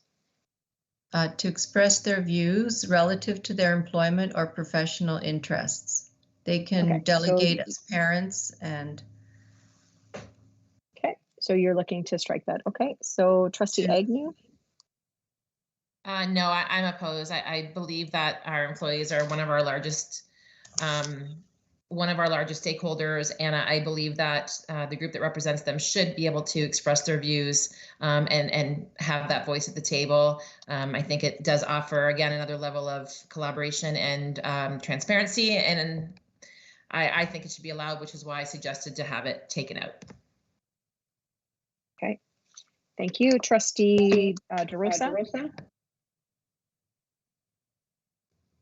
So is it in or out now? Well, that's the question we're asking you. It's been, Trustee Carabella is proposing to take it out. Come back to me. I'm proposing that Trustee, if you can come back. Strike it. That we keep it in, not strike it out. Yes. Sorry, Trustee Dewar. I'm okay with it struck out. Okay, so you're opposed with Trustee Carabella's proposal. Yep. Trustee Carabella, you are obviously in favor of. You want it left in. Trustee O'Brien. Thank you, Madam Chair. I've had quite a few conversations with my fellow trustees about this, and it is a tough one because, I mean, our unions do have other ways to make their voices heard. As a teacher, I have gone to the board that I work with. I did talk to trustees whenever there was an issue with the board. So I think if teachers really wanted to come, they could come to us individually. And the union does have the collective bargaining table to make all their voices heard, and they have the grievance procedure. So I'm going to go with Trustee Carabella on this one and keep this bullet in. Thank you. Okay, thank you, Trustee O'Brien. Trustee Murphy? I agree with Trustee Carabella to keep it in. I think there are grievance procedures now in place, and I think it potentially draws the trustees into operational issues, which we shouldn't necessarily be involved with. Okay, Trustee O'Hearn-Trinota? I'm okay with taking it out. So you're okay. So you're okay with the strikeout as proposed by Trustee Agnew. Okay, yep. Thank you. I am also I'm not in favor of keeping it in. I think it needs to be struck out. I think stakeholders include stakeholders. Unions have grievance committees. Yes, they're able to file grievances. But when there's important things that need to be given on input on policies and procedures that aren't necessarily collective bargaining issues or grievable matters, I think that not hearing from our largest group of employees is not in line with being an open employer. And the fact is there's multiple other boards that allow their employee groups to delegate. So I'm not sure why we don't. It just to me it gives an impression that we're anti-worker. Director Daly.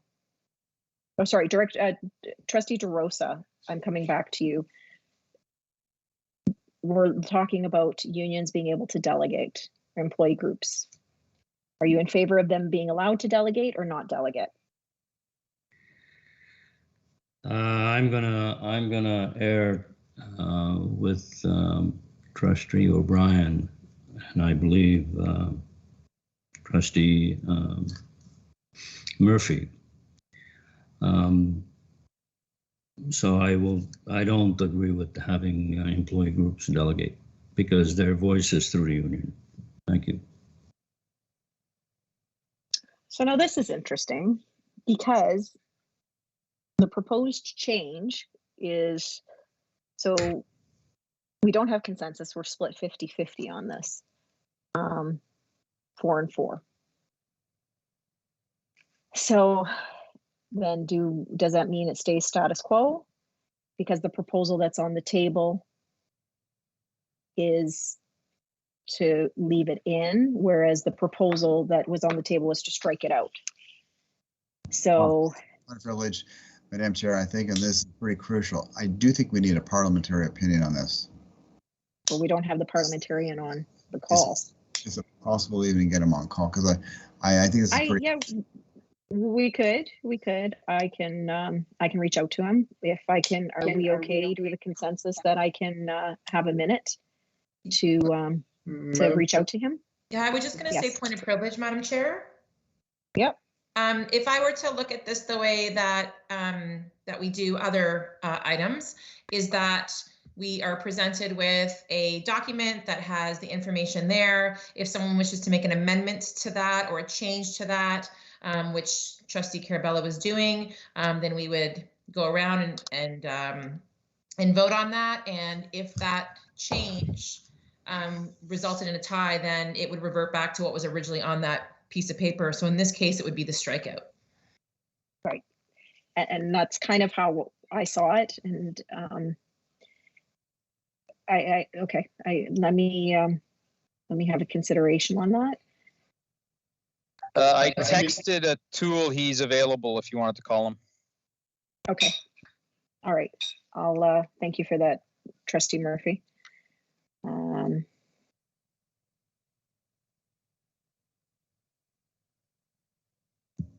May I just make an observation, a point of privilege too, regarding this issue?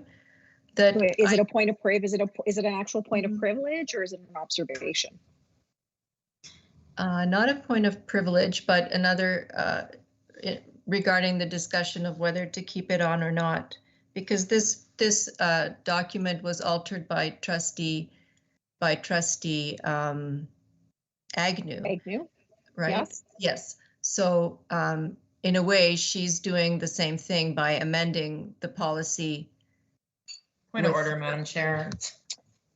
Sorry, I'm gonna, you know what? I will reach out to a tool as opposed to us arguing about this. I will reach out to a tool and get some advice on this, and then I will make a ruling. So I'll just give me one moment, please.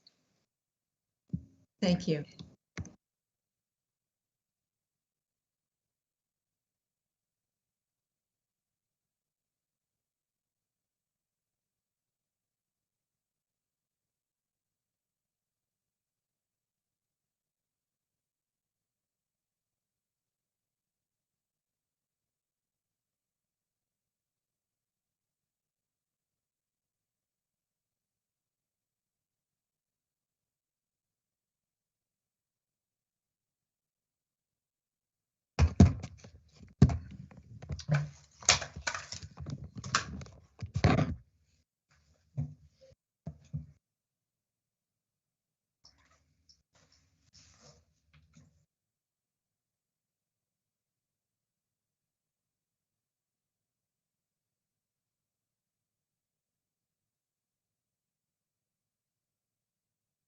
Are they talking?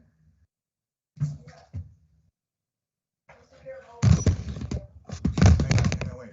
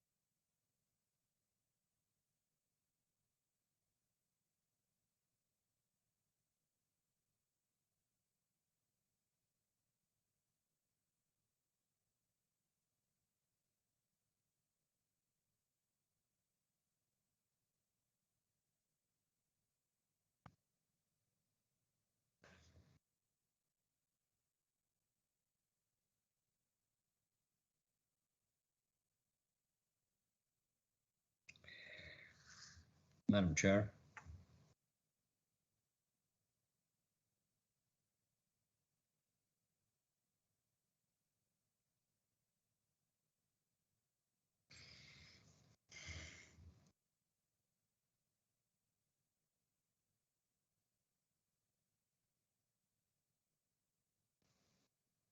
Thank you for your patience, trustees. So on the advice of the parliamentarian, as the change, either way, the change that Trustee Agnew has brought forward is a change to the existing policy, with it being a 4-4, that the moving forward, it would be that it would stay the way the current policy is written. I'm sorry, what does that mean? Without the change. So the way the current policy is written, which means that it would not be struck out. Okay. Thank you, Madam Chair. You're welcome. Thank you. So we're moving on to the next person here. Trustee O'Brien. Thank you, through Madam Chair. And this is piggybacking on what Trustee O'Hearn said. And I'm wondering, I did go say that I was I really would hope that trustees would consider leaving out the question period. I'm wondering if trustees would be willing to limit it to one question, just to as a way to frame a time and make trustees more concise. I'm just putting that out, Madam Chair. Yeah. Just so we're looking to limit it to one question and leave 3 minutes. And again, I feel these delegations are extremely clear to begin with, so I don't see a need for more than one clarifying question. Thank you, Madam Chair. And I just put that out to the trustees for their input. Thanks. Thank you. Okay, so Trustee O'Brien has proposed that it's one question for clarification purposes at 3 minutes. Trustee Agnew? I'm opposed. We just had this conversation. I thought we landed on it, so I'm opposed to that. I like it the way that we had agreed earlier. Thank you. Thank you. Trustee DeRosa?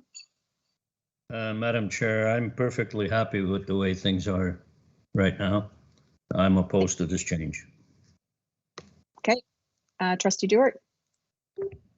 Yeah, we'll leave it as 2 questions because sometimes you ask the first questions, you don't convey the question correctly. So 2 questions, Madam Chair. Thank you. Thank you. Trustee Carabella? I'm opposed to the one question. Keep it at 2. Thank you. Okay. Trustee O'Brien? I'm assuming this is your proposal that you're in favor of it? You assumed right. Thank you, Madam Chair. Okay.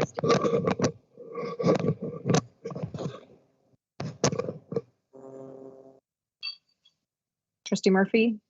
I'm opposed. Thank you. Trustee O'Hearn-Chernotta? I appreciate the intent, but I'm opposed. Okay. All right. So it'll stay with the 2 questions. And I think at this point, we'll say that we're moving on from that. Trustee O'Brien, do you have any another item? No, thank you, Madam Chair. Okay, thank you. So I'm just going through here. Trustee Murphy, did you have your hand up again? I'm good. Trustee Carabella brought up the point, so I'm okay. All right, thank you. New messages here. Director Daly, you have the floor. Thank you. It was on a different item, so I'm okay. I do have a question on another point, but maybe I'll wait to see if it's raised by a trustee, and if not, I'll put my hand back up. Thank you. Trustee Agnew, you have the floor. I actually don't want to talk about it anymore. I'm done. Thank you. Okay. So it looks like that's it. Trustee, sorry, Madam Chair, I did have my hand up for one last observation. Okay. Trustee Carabella, go ahead. Thank you. Through you, Madam Chair. The last part about the process review delegations, it says that the Director of Education shall develop administrative procedures to support the implementation, compliance, and enforcement of this policy. And I'm not sure that I've seen a procedure for delegations. Is there one? Could I get clarification on that? Thank you. Thank you, Trustee Carabella. Superintendent Bakich or Director Daly? I see Director Daly's got his hand up. Director Daly, you have.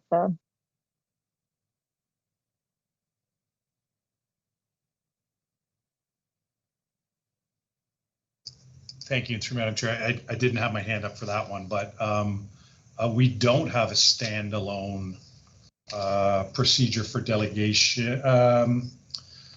You know, we have kind of a procedure, an infographic that we share with people when they do want to get walked through the process. I guess we could formalize that into a procedure. It really just outlines what's in the current policy and when things are due and the time limits. So we would, at the very least, update that so it would be reflective of the changes that are coming to the policy. Thank you. Okay. seeing, okay, Director Daly, is that you? Sorry about that. I did have a question just for my clarification. It's under requirements, and it's right at, you just scrolled past it, top of page 3. Delegations from individuals or groups who are not HCDSB ratepayers or who are not directly impacted by the decision or matter before the board will not be accepted. I know that's pretty straightforward, but I wonder if I could just seek some clarification on that, because there is kind of a definition of a ratepayer, or what that means. I'm not sure it'll be the easiest thing to determine if people are ratepayers. And I guess it also implies that we wouldn't allow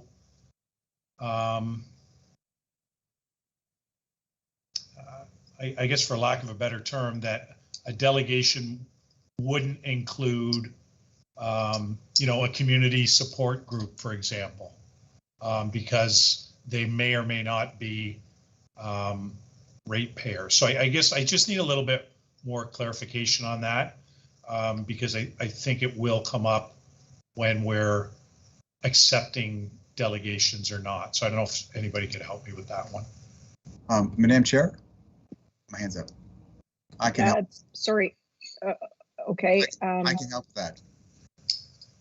Okay, but I think if we can go to Trustee Agnew, because she's the one who proposed the changes first, so we can see what her intention was on this, and then maybe we can actually make sure that we're all on the same page of what a stakeholder is, so that we know, or ratepayer, sorry, then we can all be on the same page. Trustee. Thank you, through you, Madam Chair, and probably that's maybe a better term, would be stakeholders rather than ratepayers, because, you know, we do have, as an example, you know, people who would be associated with some of those decisions, but may not be ratepayers, but they may be stakeholders, and so I think that's probably a better word for it.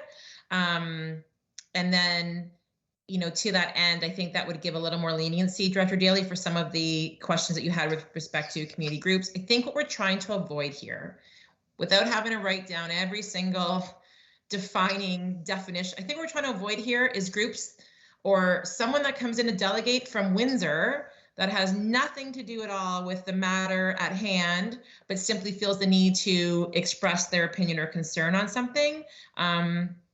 To me, that takes away from stakeholders who should rightfully have a place at the board table. So the intent behind this is just to be a little more clear in who we are looking to accept delegation requests from and speak at our board table. And that was the idea behind it. Okay, thank you. Okay, Trustee Agnew. Okay, so we're looking to change that to stakeholders. Do we have any objection to that? Yes, ma'am. I have Trustee a question. DeRosa, you have an objection? You have an objection to the stakeholder Point piece? of clarification before I object. Okay, what's your point of clarification? I think if we're looking to better define the term, I think leaving it as ratepayers is quite clear. If you pay taxes if you dedicate our taxes into the system, and then that doesn't require any further clarification. I think if you open it up to stakeholders, you open up the situation to more interpretation and potentially somebody coming from Windsor and wanting to delegate. Okay, Madam That's Chair, the way I see that. I disagree. My hand up was before Trustee DeRosa. Yeah, you're right. That wasn't a clarification, Trustee DeRosa. So in future, I would ask if you are actually looking to go in ahead of other trustees, that it is a true point of privilege or clarification. Trustee O'Brien? I gave you the floor because you told me yes, but Trustee DeRosa? Ma'am, I don't want to. With all due respect, but you do, because, you know, that's how you just prefaced it by saying I gave you the floor. I gave you the floor in goodwill because you said you needed a clarification, and it wasn't. So, Trustee O'Brien, you have. Okay, thank you, Madam Chair. And thank you, Director Daly, for bringing that up. That's an excellent question, because I was struggling with that too.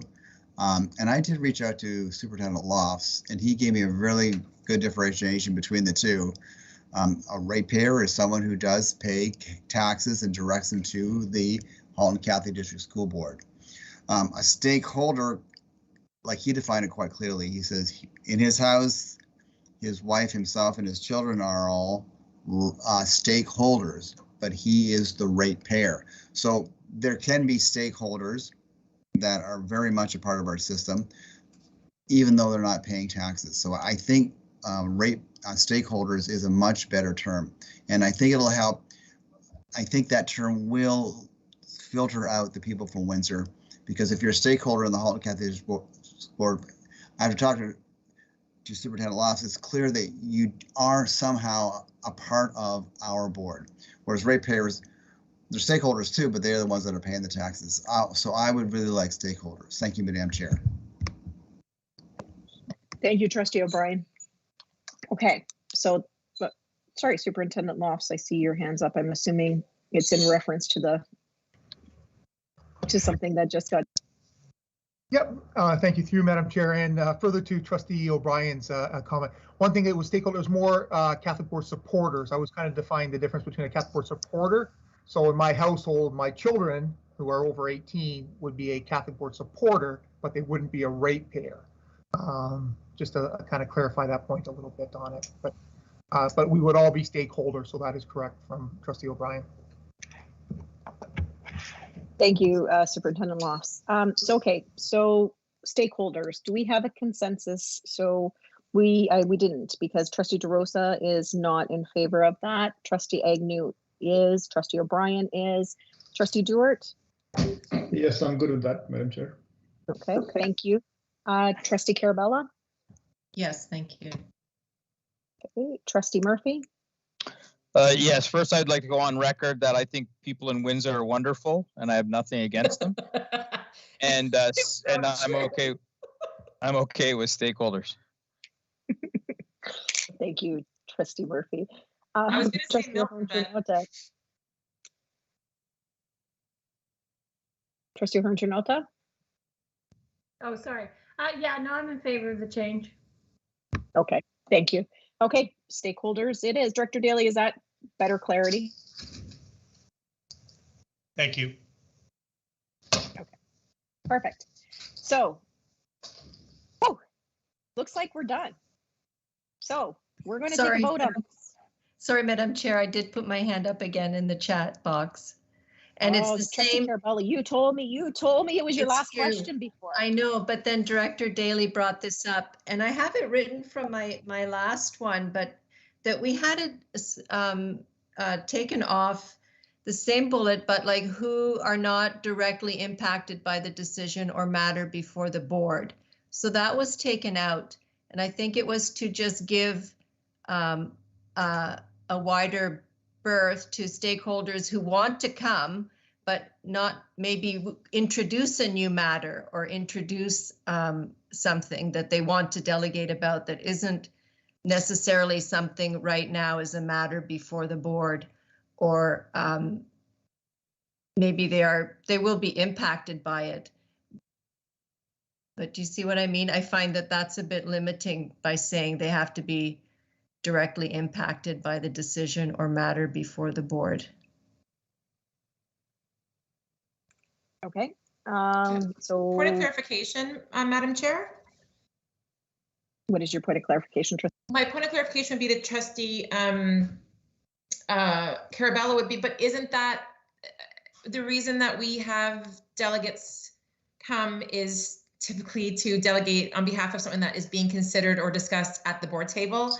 So I'm confused around the piece that would infer that delegates would come with respect to something that has not even come to the board table yet. Is that the right mechanism for that? I don't know, but it appears to me that the reason for delegation is that people can have a say on a matter that we are going to discuss and deliberate at the table. So that was my clarification.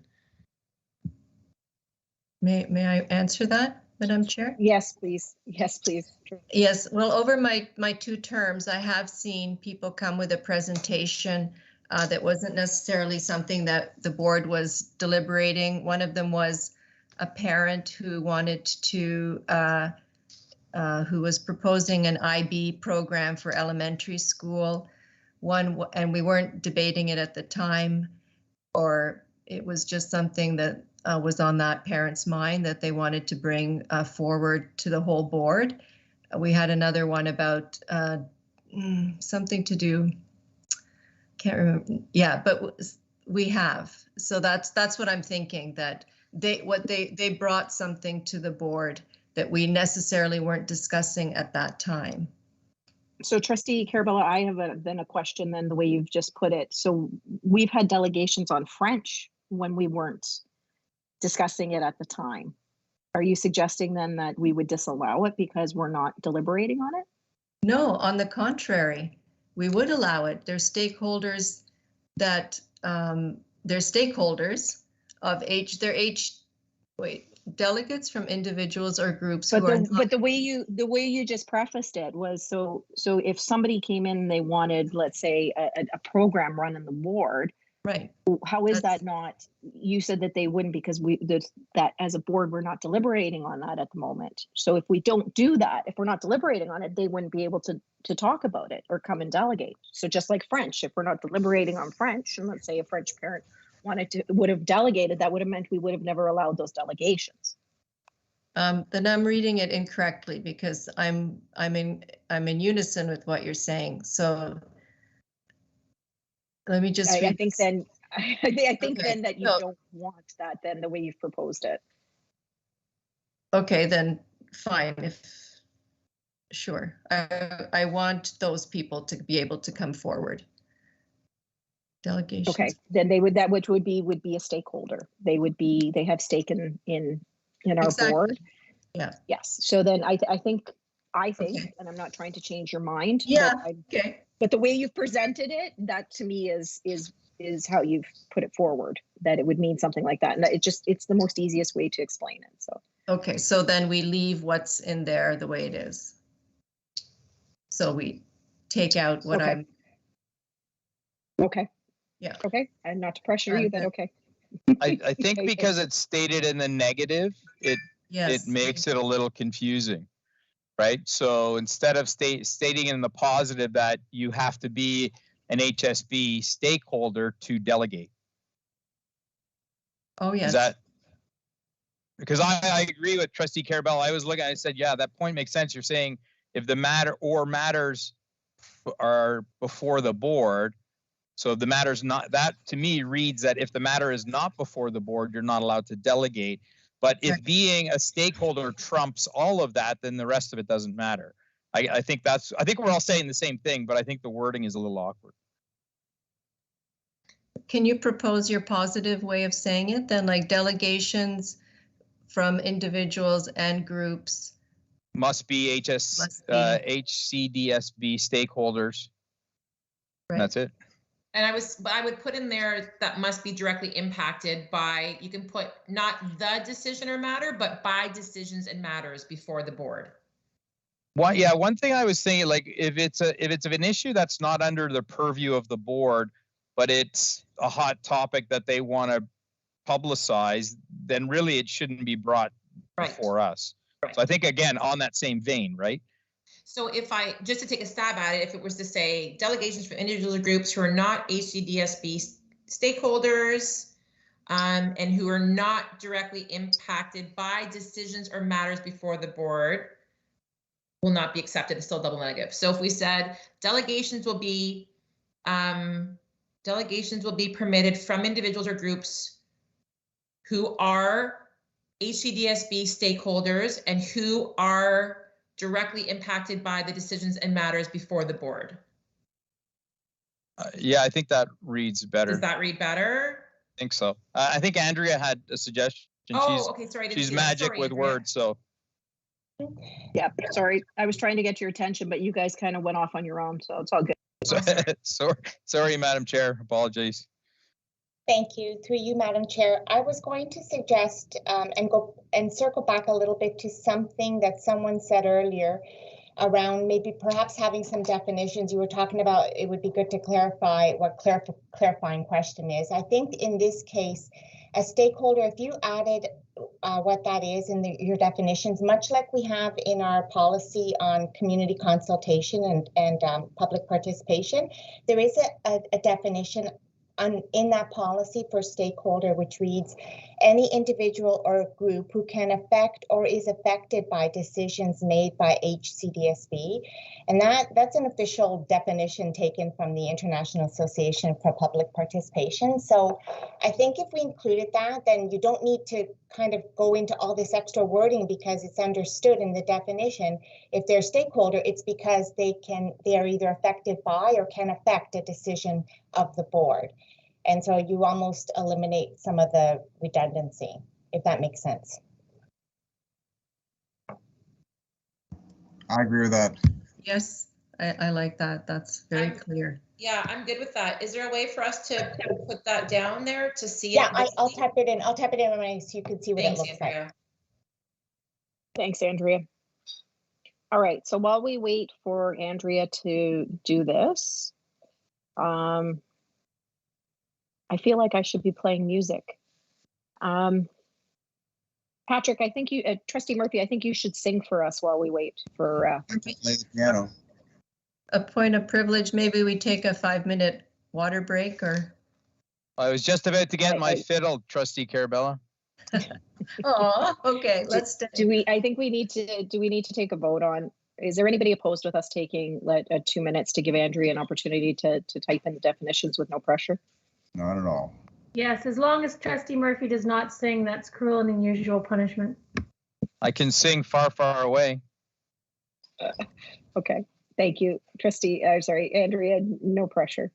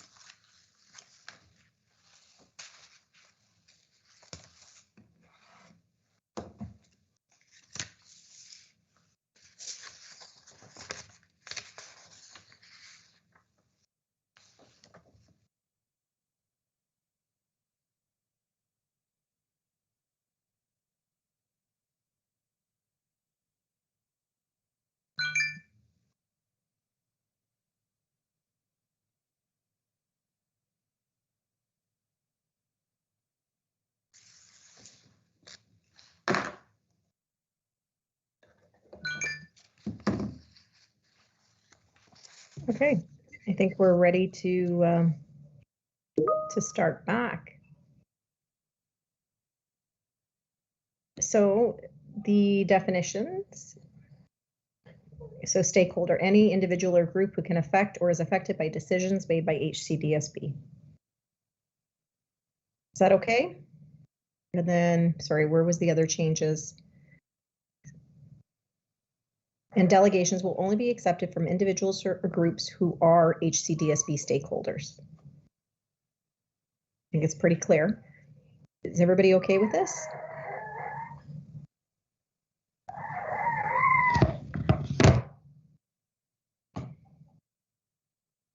Okay.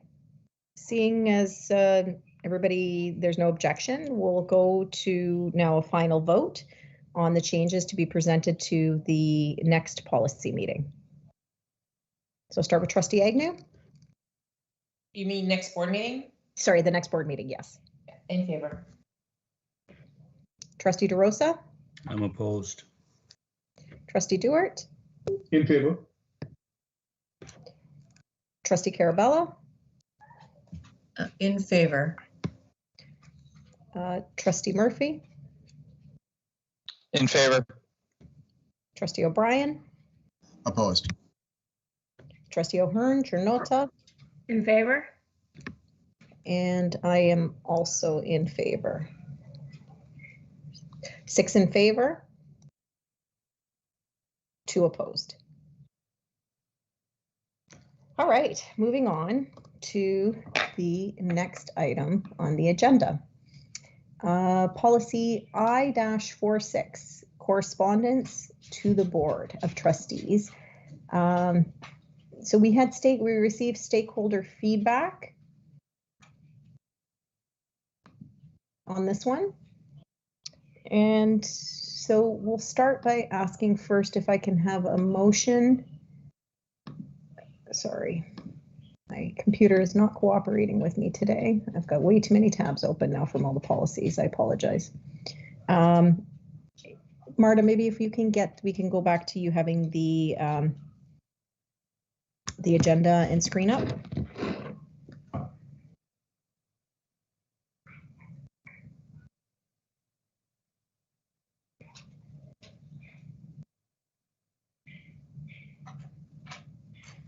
So can I have a motion?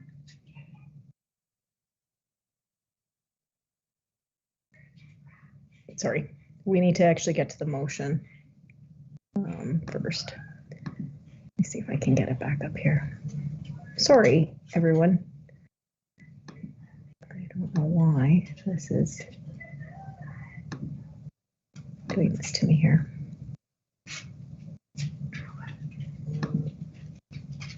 All right, here we go. So we are on policy I-46. So, and it keeps jumping up on me here. Can I have a motion? A mover? A mover, sorry, yes. Can I have a mover to present policy I-46, correspondence to the Board of Trustees to the September 21st board meeting? Trustee Agnew. Carabella. And so moved by Trustee Carabella, seconded by Trustee Agnew. Okay. And so we did receive some correspondence and to the Board of Trustees in the summary of stakeholder feedback. Andrea, did you want to present this one? Sure, I can. Through you, Madam Chair.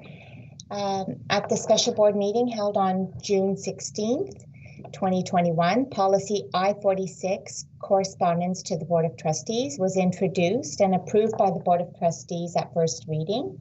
The policy was released for stakeholder consultation on June 18th through an online form, and because it was over the summer months, we kept the form open. We actually just closed it on September 10th, which was last Friday, to pull the report.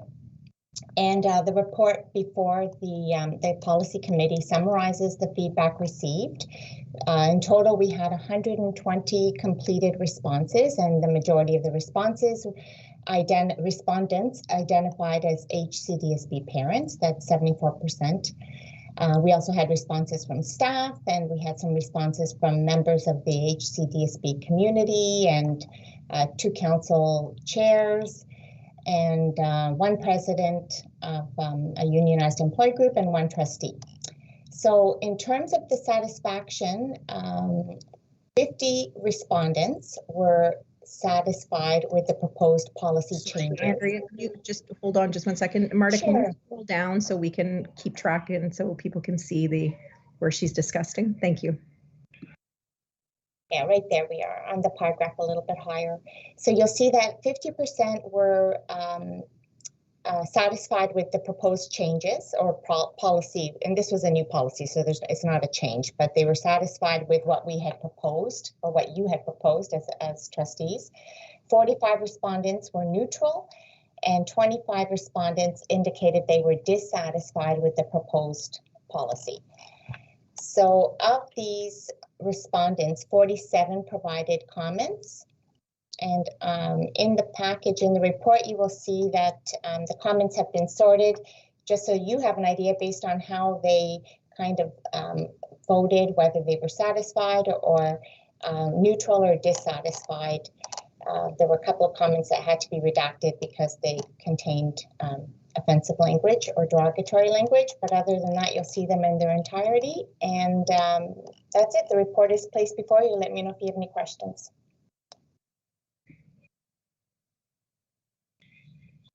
Thank you, Andrea. Is there any, I'll open up the floor to any questions for trustees. Trustee O'Brien. Thank you. Through you, Madam Chair. Thank you, Andrea, for a great presentation. I'd like to add, the comments seem to be quite spread out. I mean, here's one, it says the requirement to respond to all correspondence seems unnecessarily burdensome. Another comment, it says it has been evident the fact that the Board of Ed does not value the input from parents. Meanwhile, our Catholic schools are becoming propaganda outlets for the woke. I find the comments are kind of all spread out on this one, and I'm trying to getting a hard sense of what people are really wanting. I don't know what our trustees are feeling, but I'm glad people at least were honest. Thanks. Okay, thank you, Trustee O'Brien. Is there any other comments or questions?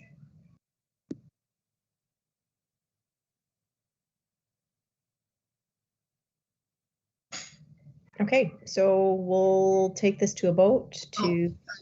Sorry, Trustee Guzzo, I just wrote my hand up. Okay. I do have a question. Well, I was impacted by one of the comments, and I am grateful for everyone who commented. They seem to would like some kind of time frame as to when to expect a response. I don't know if there's in the business world, is there a certain time frame for responding to inquiries, or that you say 1 or 2 business days, or for when they write to all the trustees and expect a response? Is that something that we want to add into our policy?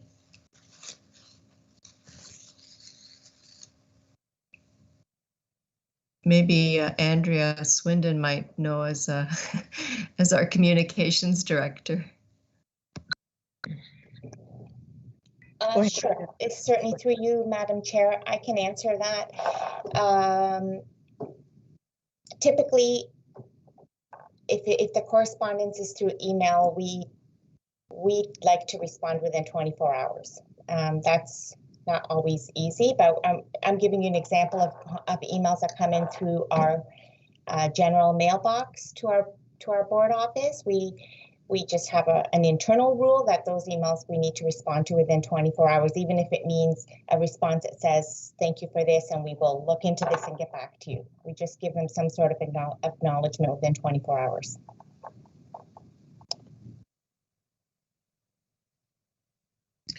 Thank you, Andrea. Trustee Carabella, do you have any other questions or? Well, I'd like to propose some kind of time parameter. Is it that under the bullet 2, correspondence addressed to all trustees? When correspondence is addressed to all trustees, the chair of the board shall respond to the correspondence, providing a copy of the response to the other trustees. I know I'm even saying as soon as possible, within 3 business days, or what does, well, it falls onto the chair. I don't know if the chair would like to comment on that. Sure, I'll put in my 2 cents. Yeah, I think it definitely needs to have an expectation of a time frame. I think acknowledgement is doable, so we can, and it's something I've kind of talked to Rosie and Andrea about, saying is there some kind of way we can acknowledge receipt, to be able to respond, and reading through the comments, some of the people who responded don't want just an acknowledgement. They want a more fulsome response. And there's times where it's literally impossible to do. If we're getting 1,000 or 1,500 emails, even though many of them may have the same theme, it's literally impossible to respond to them. So again, those are exceptions, and you don't want to try and create rules for exceptions. So I think maybe if we put in that the email will be acknowledged within 24 or 48 hours, I think that's reasonable. And then the expectation would be on the chair to respond in a reasonable amount of time. I think is really the best you can hope for. Otherwise, you're just set up to fail. You won't be. There's many times throughout the year you won't be able to do it. I would. May I respond to that, Madam Chair? Yeah, if you, I think you're looking for a proposal on it. So I think what Trustee Murphy was saying was a good idea, and maybe not the 24 hours, because maybe to give a little bit more leeway there. Again, if there's other input. So what would you propose then, Trustee Carabella? Providing a response to the other trust, okay, within a reasonable amount of time, maybe something like that. Madam Chair, my hand's up. I do see it, Trustee O'Brien, but I'm still with Trustee Carabella with her proposal.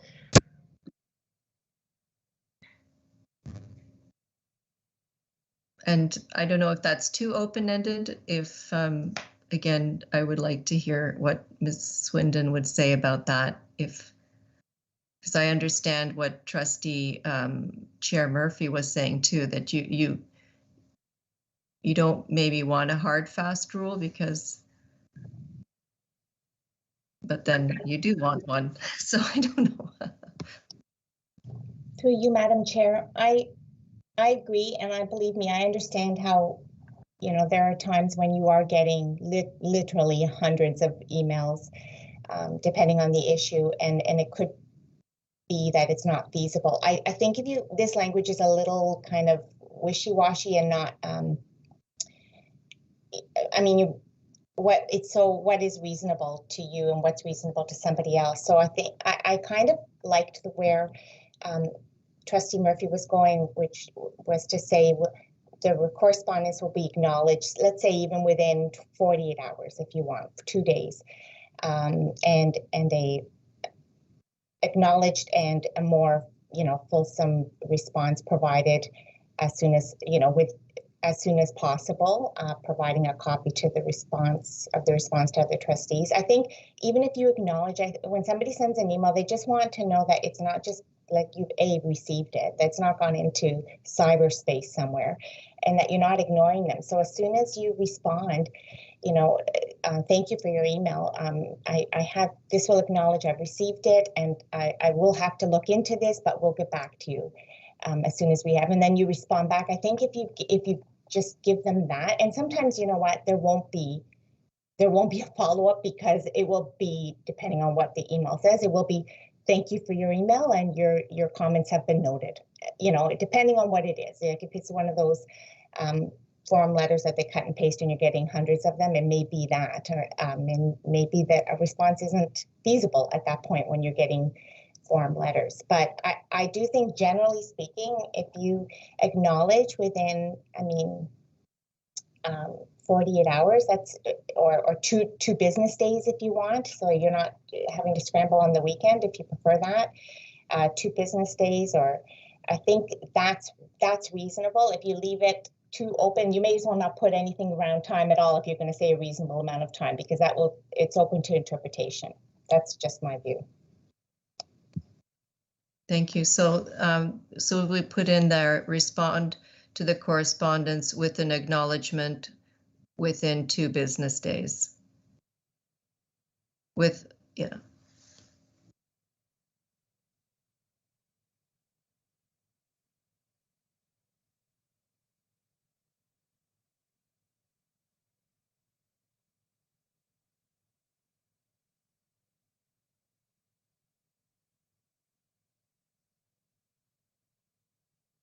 Okay, trustees, do we have a consensus on this? I think we also wanted to add and follow up with a more, as required, follow up with a more fulsome reply as soon as possible. Not that I want to give myself more work, but. No, I agree, Trustee Murphy. And what if we said the chair of the board shall acknowledge receipt of the correspondence? And again, this is assuming it's by email, right? And most correspondence is by email. So within 42 business days of receipt, I think. So shall acknowledge receipt of the correspondence within 2 business days, and provide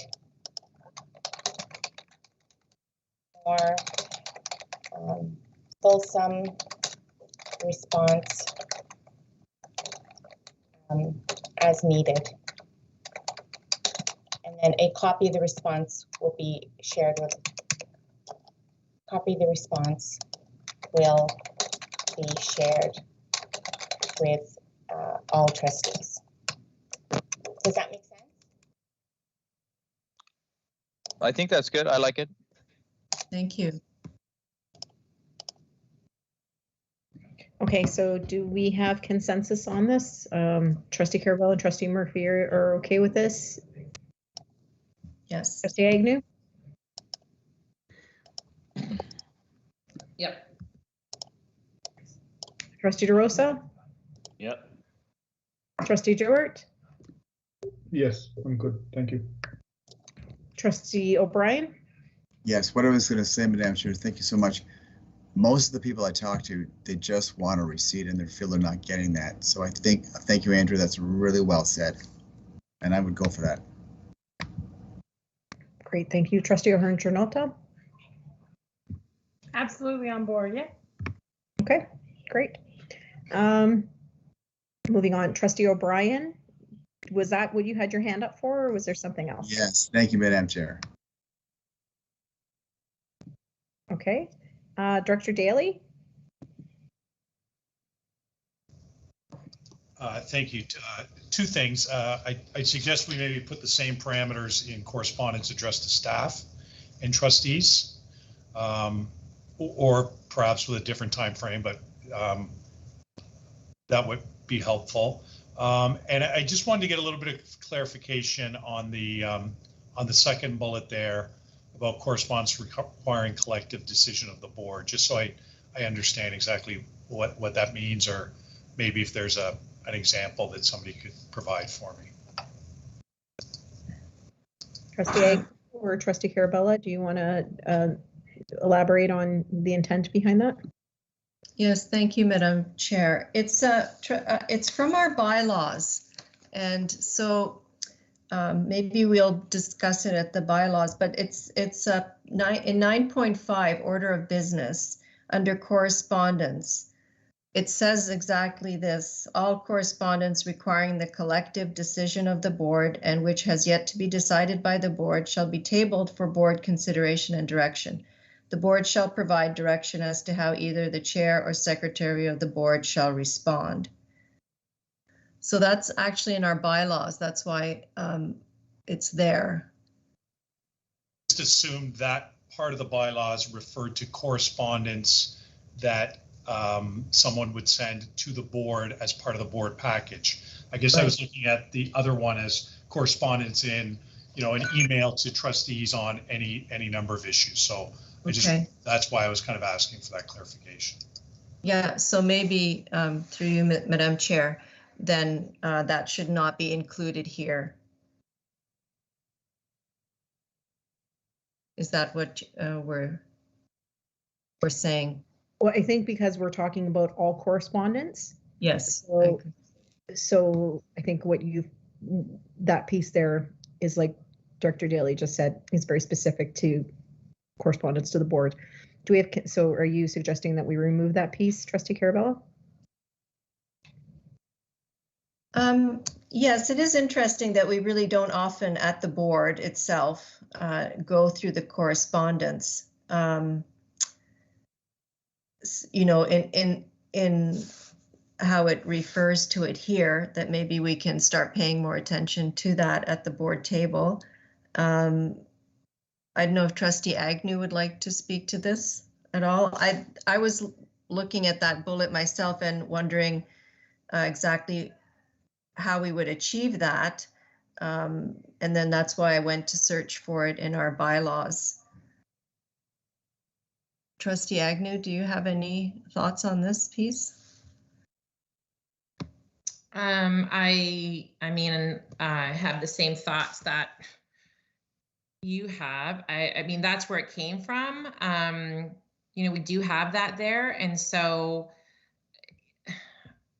to your point, Trustee Carabella, maybe it's something that we have to address and have, if they're amended or removed from the bylaws, I'm not sure, but it states that it does state that in our bylaws. And so I think that's why that's been reflected here, how we want to deal with this. I don't know. I'll leave it to the discretion of my fellow trustees.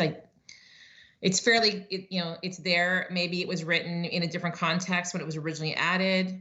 I don't know. So I really don't have a comment on it, to be honest. Can I add a point? Sure. Yeah, I think there's really no mechanism to handle this smoothly. Like, we don't have a committee of the whole meeting where we review correspondence on a timely basis. So typically if I get something like this and the matter is before the board, then my response is it's not appropriate for me to comment at this time because there's no decision has been made. So I think that is one way of handling it, is basically to respond in that manner. Otherwise, we'd have to create a procedure on how to handle this. So whether we do it by, email once a week, and then what happens if you don't get responses in a timely fashion. So the intent is good. I think it's great, but I don't see an easy procedure on how to get it done. So maybe the appropriate response is, at this time, the matter hasn't been decided, and therefore it's not appropriate to comment. Can I ask a question in regards to that? Just because that to me then means, for example, we've not been able to finish a board meeting, and I don't know how many meetings. So that potentially means that if a correspondence item is there and we haven't dealt with that matter, that we could be asking people to wait months.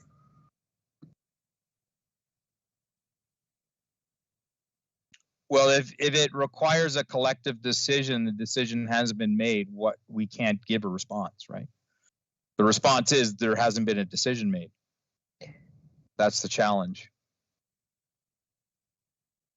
Okay. So I understand what you're saying, yeah, but we just don't have a mechanism. I don't see a smooth and easy way of handling this. If we can create something, or if we want to say that when this happens, we'll email it to all trustees, and you're required to respond within 2 or 3 days with your opinion, or I'm not sure how you'd handle it.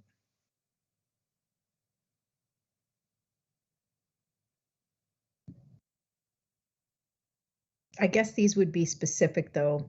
If we put it into context, it would be specific to decisions that our Board of Trustee or things that the board would decide, as opposed to operational.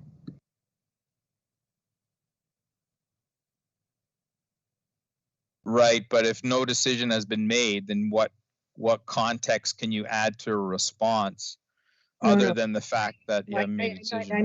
I'm agreeing with you. I'm trying to get my head around leaving that piece in there. That's what I'm. So then I think with what Director Daly says is we have to make sure that it's consistent throughout the document, or in regards to staff, correspondence to staff and correspondence to other trustees, individual trustees.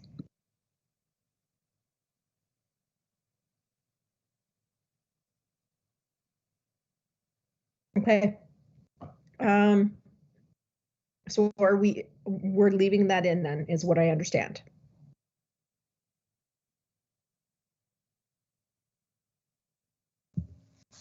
Maybe we can make a reference that this is a bylaw.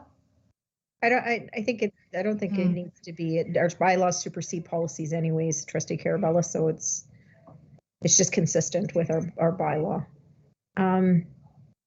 Trustee Murphy, you have the floor.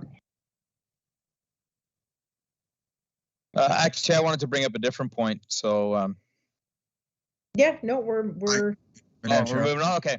Yeah. I have a question regarding that. My hands up. Go ahead, Trustee O'Brien. So my question is, what correspondence does require the collective decision of the board? That's the question I'm struggling with. So is it all the correspondence that is on the agenda package? Does that require the collective decision board? Like, what defines that?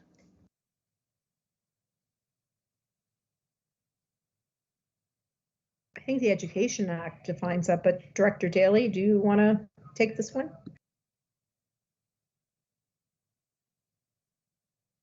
I'm not sure I'll be able to answer, because I had kind of the same question myself. I was thinking, well, if we had correspondence that was requesting, trustees to write a letter about X, Y, and Z, trustees would decide, yeah, we can support that, and then you'd craft a letter and send it off. I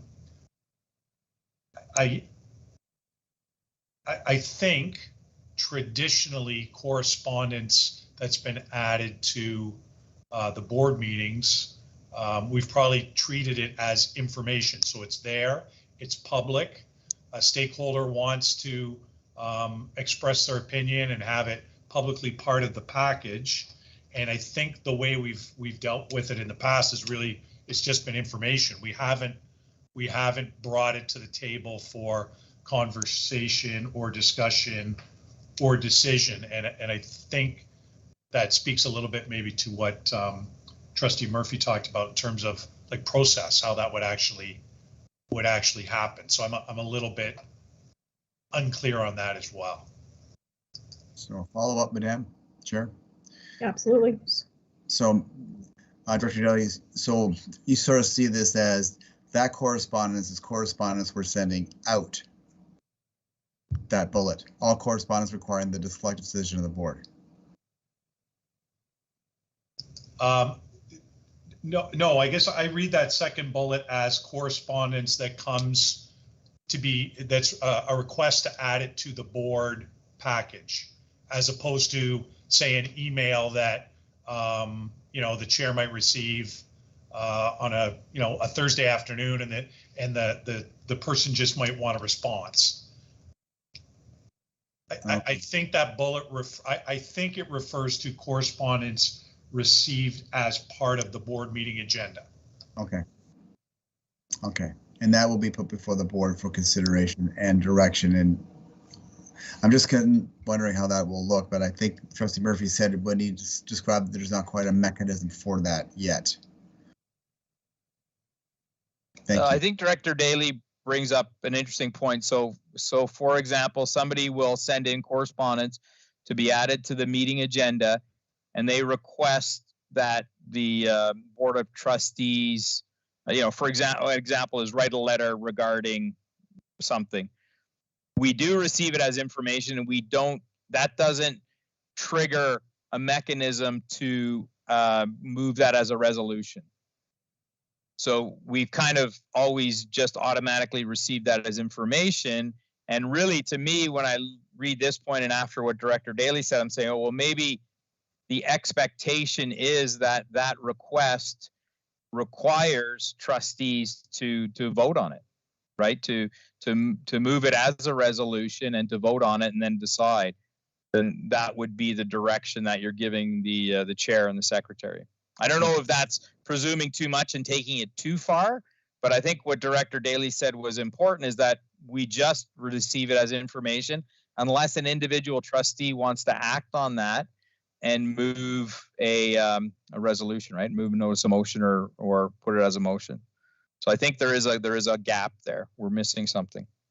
So right now, it's information. If a trustee wants to act on it, they can. Thank you. I see it that way too. Can I ask a clarifying question on that? Because you raise an interesting point. So what happens then if the correspondence only goes to the chair?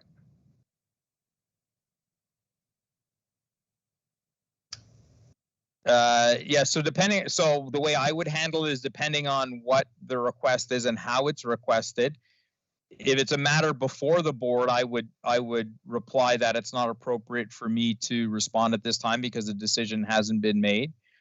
Then if it is a request for me to act, then I would make the decision based on my position on the matter, right? Just as like any trustee would. And then so I guess the point, which again, it's valid, really good what you're bringing up is what is our action based on a request that we receive in correspondence? Does it mandate action, or is it acceptable just to receive it as information and then individual trustees can act on it?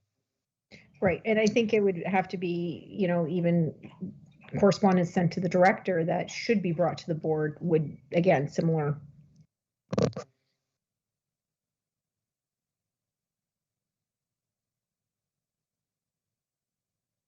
So should it maybe be all correspondence received that requires a collective decision of the board?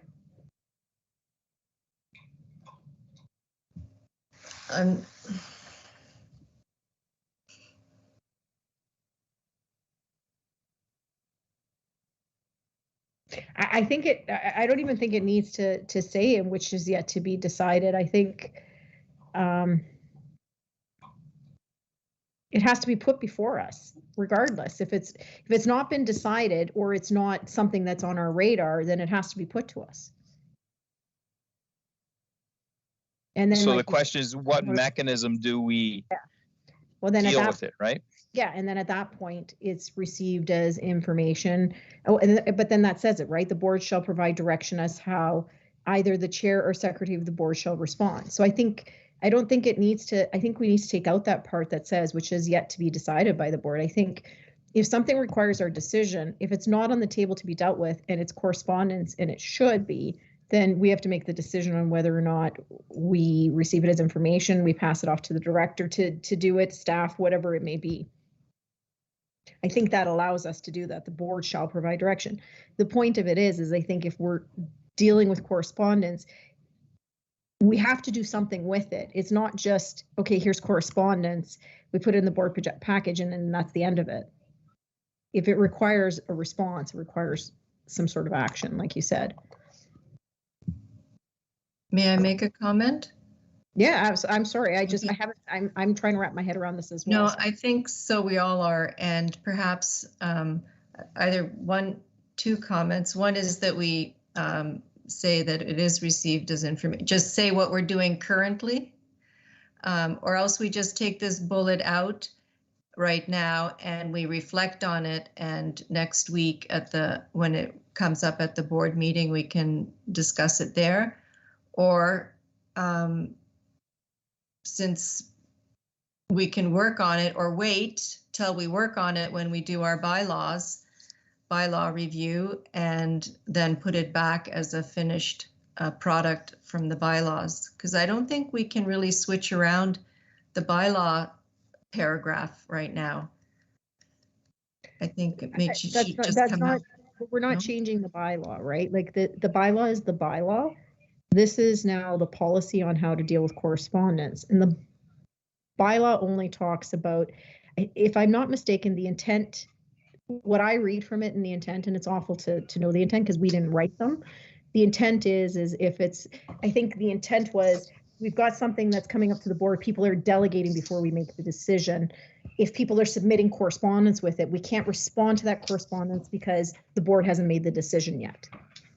I don't think the intent of that bylaw was written to say, if something's not even on the radar of the board and somebody submits correspondence, that it just gets left there. And if somebody picks it up, somebody picks it up. If not, it gets left out and it goes to purgatory.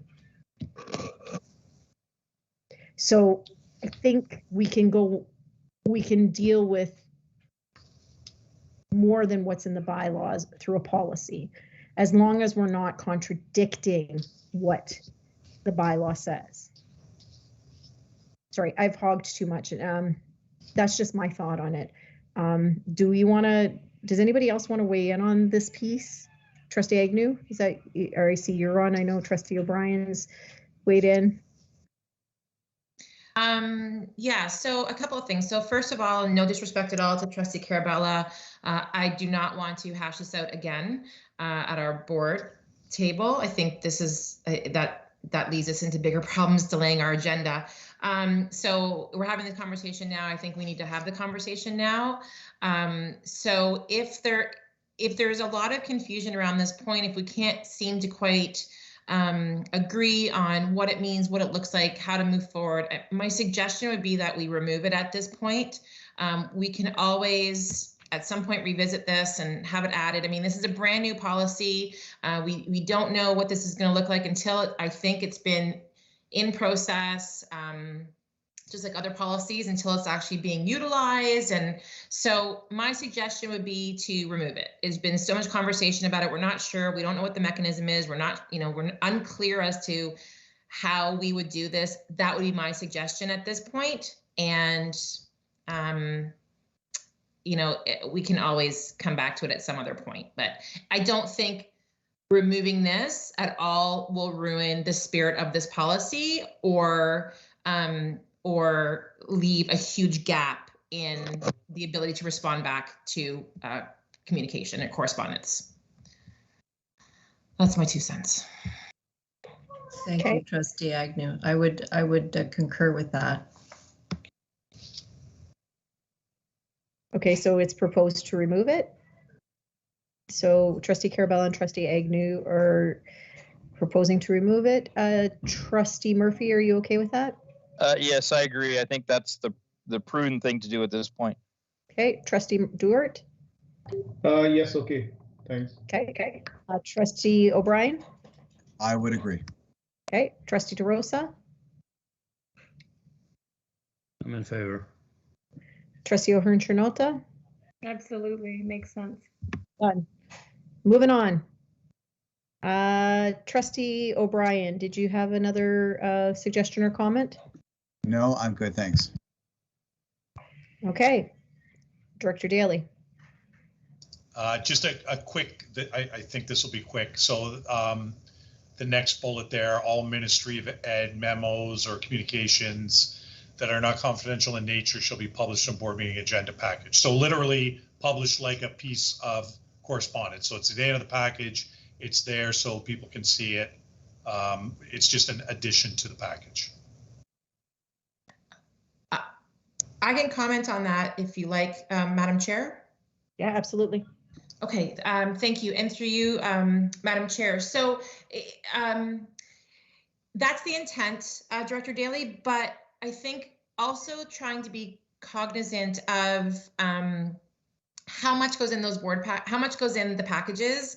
They can be very cumbersome. There's a lot of information depending on what we have coming up at that time. So perhaps there can be some consideration not to change what's being included as far as, Ministry of Education memorandums or communications that we know are not confidential, that are for public consumption, but maybe we minimize the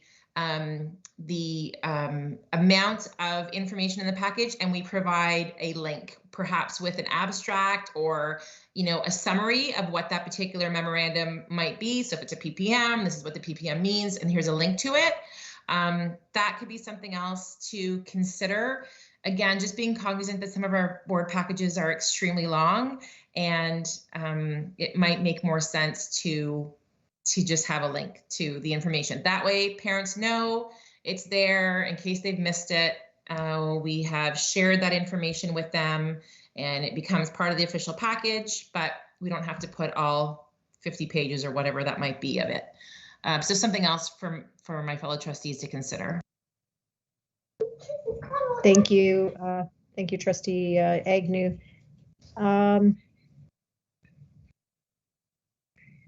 Is there any other questions?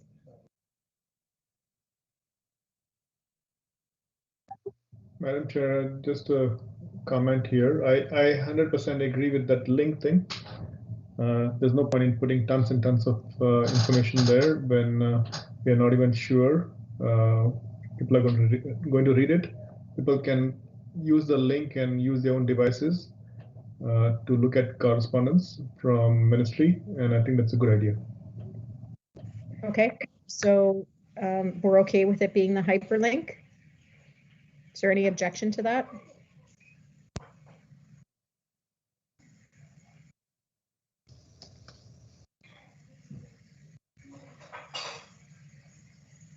Okay. Perfect. Okay, Trustee Murphy, we haven't heard from you on this piece. Oh, no, we did. Sorry, Trustee Carabella, you're next in the queue. Okay, thank you, Madam Chair. Just because we've had the discussion at the delegation policy right now about that there were going to be delegates allowed or at the committees of the board. So can we also add that correspondence can be submitted to committees of the board? Use the same language. So people could submit to CPIC or SEAC or the other ones, or policy committee, or we ended up just saying the policy committee, or we left it very vague. No, it got changed to just the policy committee, Trustee Carabella. Okay, so what about correspondence? Correspondence can be submitted to committees of the board. Can also be submitted to committees of the board. I believe that is dependent on their terms of reference and how their agendas are put together. So I don't know that every committee receives correspondence.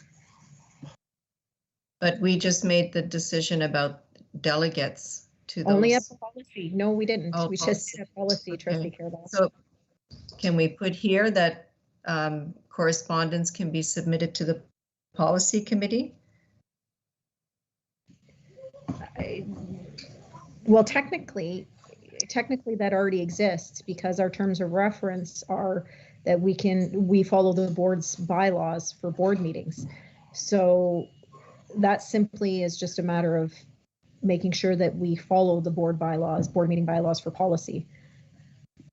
Okay, because I think there has been in the past a request to submit correspondence to the policy committee wasn't received. Okay, so that's okay then? Is that understood? Because that's fine. Again, I think, and that's where if you look at our bylaws, it talks about terms up and they want to submit. Right, but if we look at the bylaws, the way they're written, for every committee meeting, at every election of the chair, terms of reference are to be decided. So if that is the will of if the policy committee truly wants to follow the board bylaws for board meetings, then our agenda would reflect the same, which would allow for correspondence. Okay, wonderful then, and that's something that we do. Great, thank you. for that clarification, then it doesn't need to be here. Thank you. Yeah, again, we agreed on the terms of reference to keep it status quo. So if that's what we're going to do when the election comes up in December, then terms of reference can be decided at that point. Okay, thank you.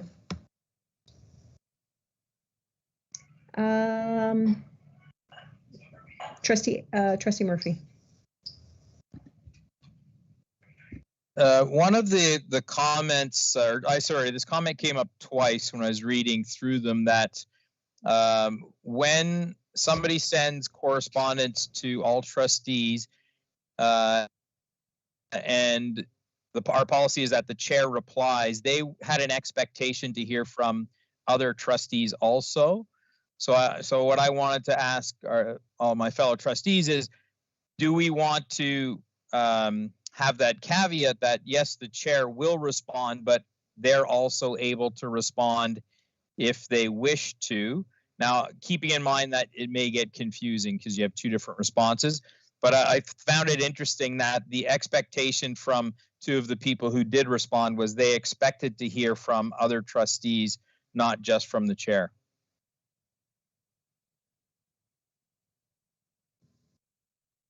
I think Trustee Murphy, I think if we decide here collectively that that's how the policy is written, then we'll follow through with that. So I think that that's something that we need to decide here and how we put it in, because that's why we've put it in specifically to say if it's written to all of us and the chair is included, that only the chair responds. Agreed. So because they commented, I wanted to see what the impression was from others, if we need to allow other trustees to respond, or would that be too confusing and we should just leave it the way it is? Does anybody have any feedback on that? I do, Madam Chair. Or I think Tim. Yeah. I'll concede you, Janet. No, thank you, Trustee O'Brien. How sweet of you. Okay, so through you, Madam Chair, to Chair Murphy, I have always gone off the premise that if it was written to all of us, that the chair would respond. We vote in our chair, so with that, I have full confidence that the chair can respond on behalf of us. But what drives me crazy is that I can't respond and then have the feeling that a stakeholder or someone I'm supposed to respond to is thinking I'm ghosting them. That drives me crazy. So I think if we go that way, I think we should publicize that and illustrate that and say, hey, if you write to all of the trustees, you will receive a response from the chair, not from individual trustees themselves. So I'm fine with that process.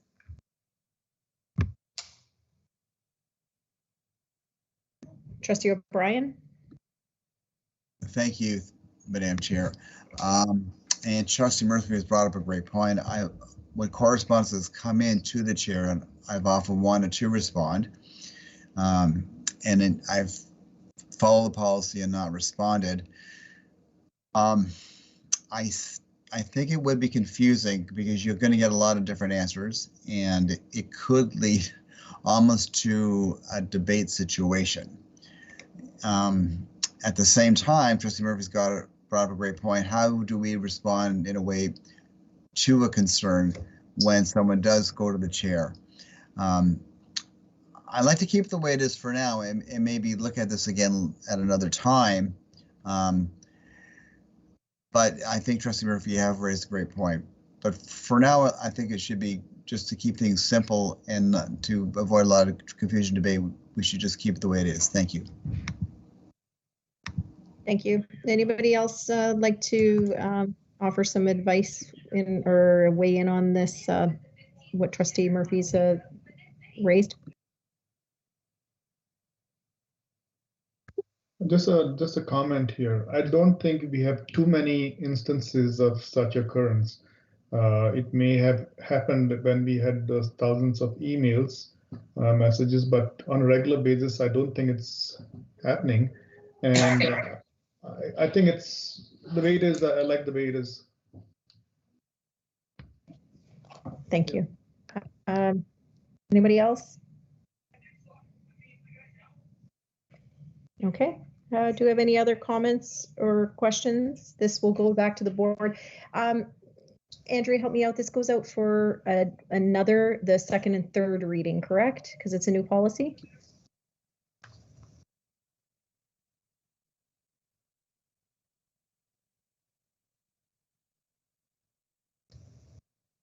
Okay. I think we might have lost Andrea for a minute. So we do have time. I think it comes back one more time to the policy meeting. So if we have no further questions, we can take this to a vote to have it sent back to the board meeting for its second reading. Thank you. Trustee Agnew? Favor. Trustee DeRosa? In favor. Trustee Stewart? In favor. Trustee Carabella? In favor. Trustee Murphy? In favor. Trustee O'Brien? In favor. Trustee O'Brien-Chernotta? In favor. I'm also in favor. Thank you. And it's actually 10 o'clock right on the nose. So can I have a motion to move past 10 o'clock? Do it. And second, O'Brien. Seconded by Trustee O'Brien. Is anybody opposed?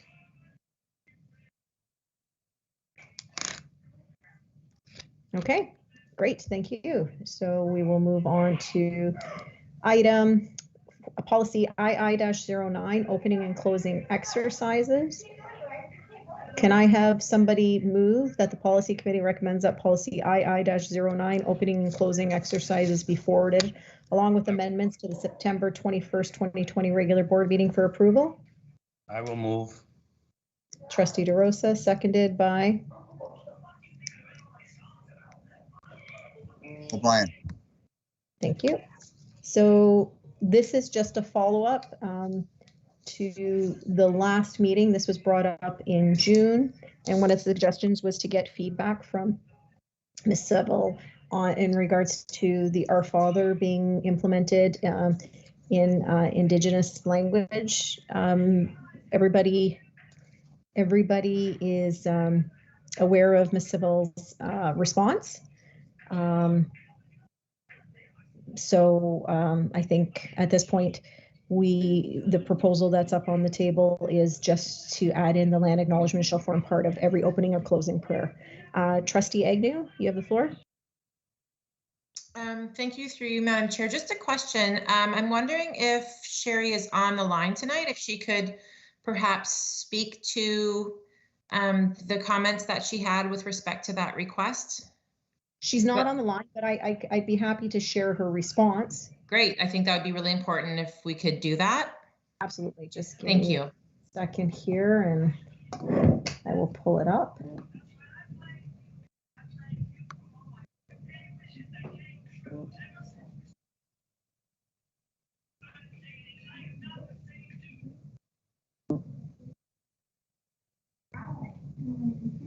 I can try to take a look for it if you can't find it. I do have it here. I'm just getting to it. My apologies.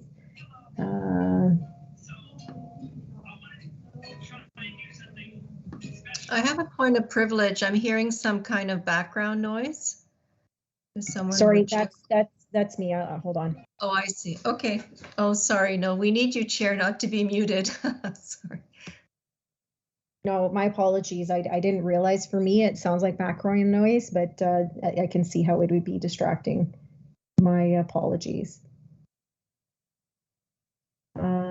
So that was from the June meeting, and it's translating. So the question was translating of Our Father in Indigenous language.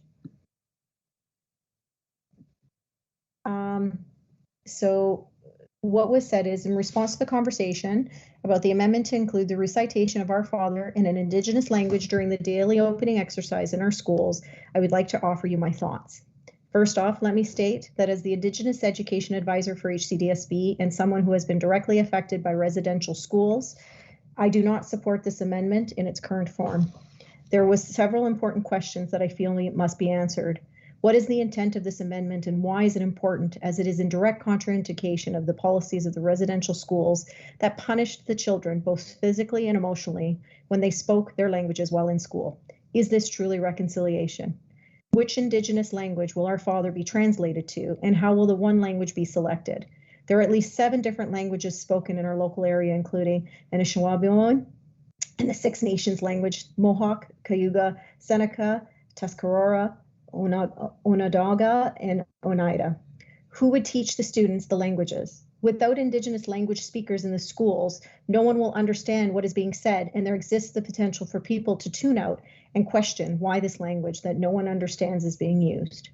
4, following on to the previous question, have budgets to hire Indigenous language teachers for all schools been discussed? Without a plan to teach an Indigenous language, again, which one, and the funding to go along with it, there will be no learning of the language. 5, how will students with exceptionalities be taught? 6, what are the perceived benefits of reciting Our Father in an Indigenous language? And 7, has the community been consulted, and who will lead the consultation process? Thanks again for allowing me the opportunity to speak my truth. Without truth, there can be no reconciliation. And that came from the feedback that we had asked to go back and reflect with Ms. Savelle, our Indigenous Education Advisor. Are there any other questions, Trustee Agnew? Yeah, so follow up. Could we just scroll down? Is that, so do we still have that on? No, it's not there. Okay, perfect. Just wanted to ensure that that had been removed. Thank you very much. No problem. Trustee Carabella? Thank you, Madam Chair. So that was the amendment that was added onto my amendment to include that formal prayer shall form part of every opening or closing exercises and shall include the Our Father. So I would like to propose that amendment that we add and shall include the Our Father. Sorry, if I'm not mistaken though, Trustee Carabella, it was an amendment and we had asked for feedback on all of that together. So it wasn't just the Our Father, it was actually the Our Father in an Indigenous language was how Trustee O'Brien had amended it. Okay. So that being said, I do have to apologize. I'm just going to put you on hold for just 1 second. Apparently Sherry is on the line. I apologize. Sherry, did you want to just comment any further on the proposed and offer any more input onto why it is not a good idea? Thank you, Madam Chair. I think it's pretty clear of the reasons why that Our Father should not be translated into various languages, and I really think I don't think I have anything more to add than what I wrote in my statement to you, or to the response to you back in June. Thank you so much, and I apologize. I didn't realize you were on the line, Sherry. Trustee Carabella, sorry, I didn't mean to interrupt you there, but did you have another question? Well, yes, Madam Chair, I'd like to make an amendment to add, not to add, and shall include the Our Father. That's in English, of course, because that was the original amendment I made, and then it went off to for consultation, so we never really addressed my original amendment. Okay, we'll see if we have consensus on this. Trustee Agnew? No, I'm not in favor of that. I put my hand up for comment. Okay, thank you. Trustee DeRosa? Madam? Our Father in English, correct? Yes. I'm in favor of that. Trustee DeWitt? Not in favor of that. Trustee Bella, obviously you're in favor of it. Trustee Murphy? I'm not in favor. Trustee O'Brien? Opposed. Trustee O'Hearn-Chernota? Opposed. I am also opposed. So that's 2 in favor, 2 opposed. It will stay just as the first point. Trustee Agnew, you are next in the line. You have the floor. Thank you very much, through Madam Chair. I actually don't need to comment. I wanted to just comment on this, but it looks like I don't need to. Thank you. Okay, thank you. Do we have any other comments? Okay, so that being said, we'll take it to a vote to present this to the policy meeting, to the board meeting next week. Trustee Agnew? I'm in favor. Trustee DeRosa?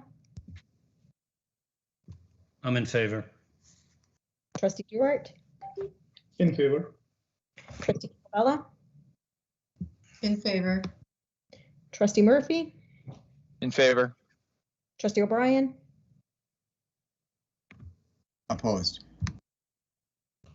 Trustee O'Hearn-Chanota? In favor. I am also in favor. Thank you. The policy will be sent to the next board meeting for approval.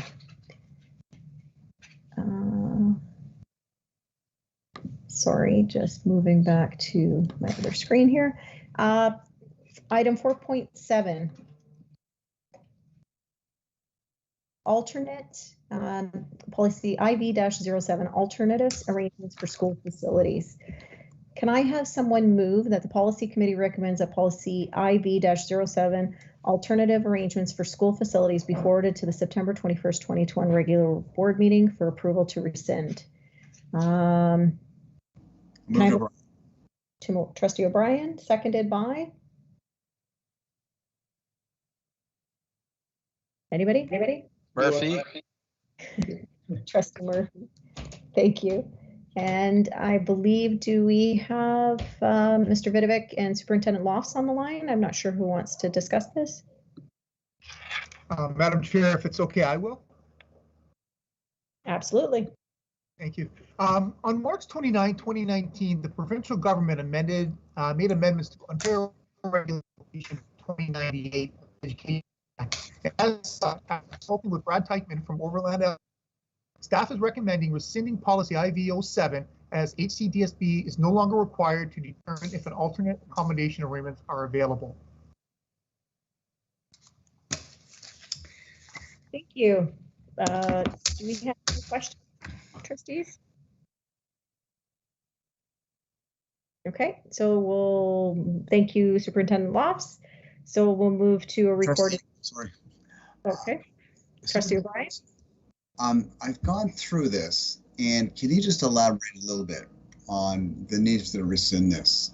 I'm trying to understand. It has to do with, yeah, if you just want to elaborate a bit.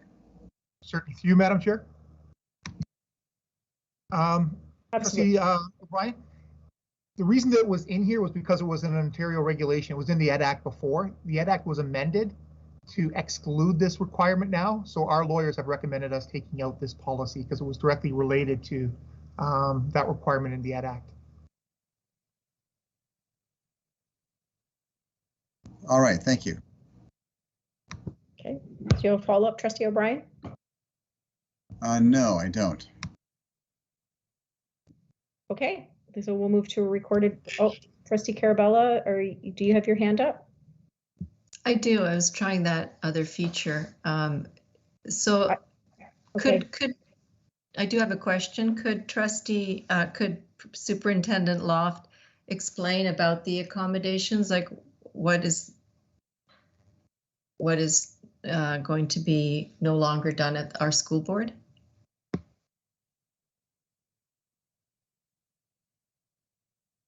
Sorry, Superintendent Lofts, you're on mute. Thank you, Madam Chair. It's not so much, it's more of a requirement. It was a requirement before. So we used to have to annually review our budgets to find operating surpluses that could be allocated to reduce EDCs, determine if alternate accommodation arrangements were available. The board is no longer obligated to do these as part of the change in the Act. We couldn't do them really anyways. We're a growth board, so we really don't have space amongst any of our schools for our sites. This is primarily related to us purchasing our sites It's primarily in the north and I guess North Oakville as well, where we have to buy sites. We don't have the capacity within our system to absorb any kind of enrollment growth. And I mean by capacity, I mean site capacity.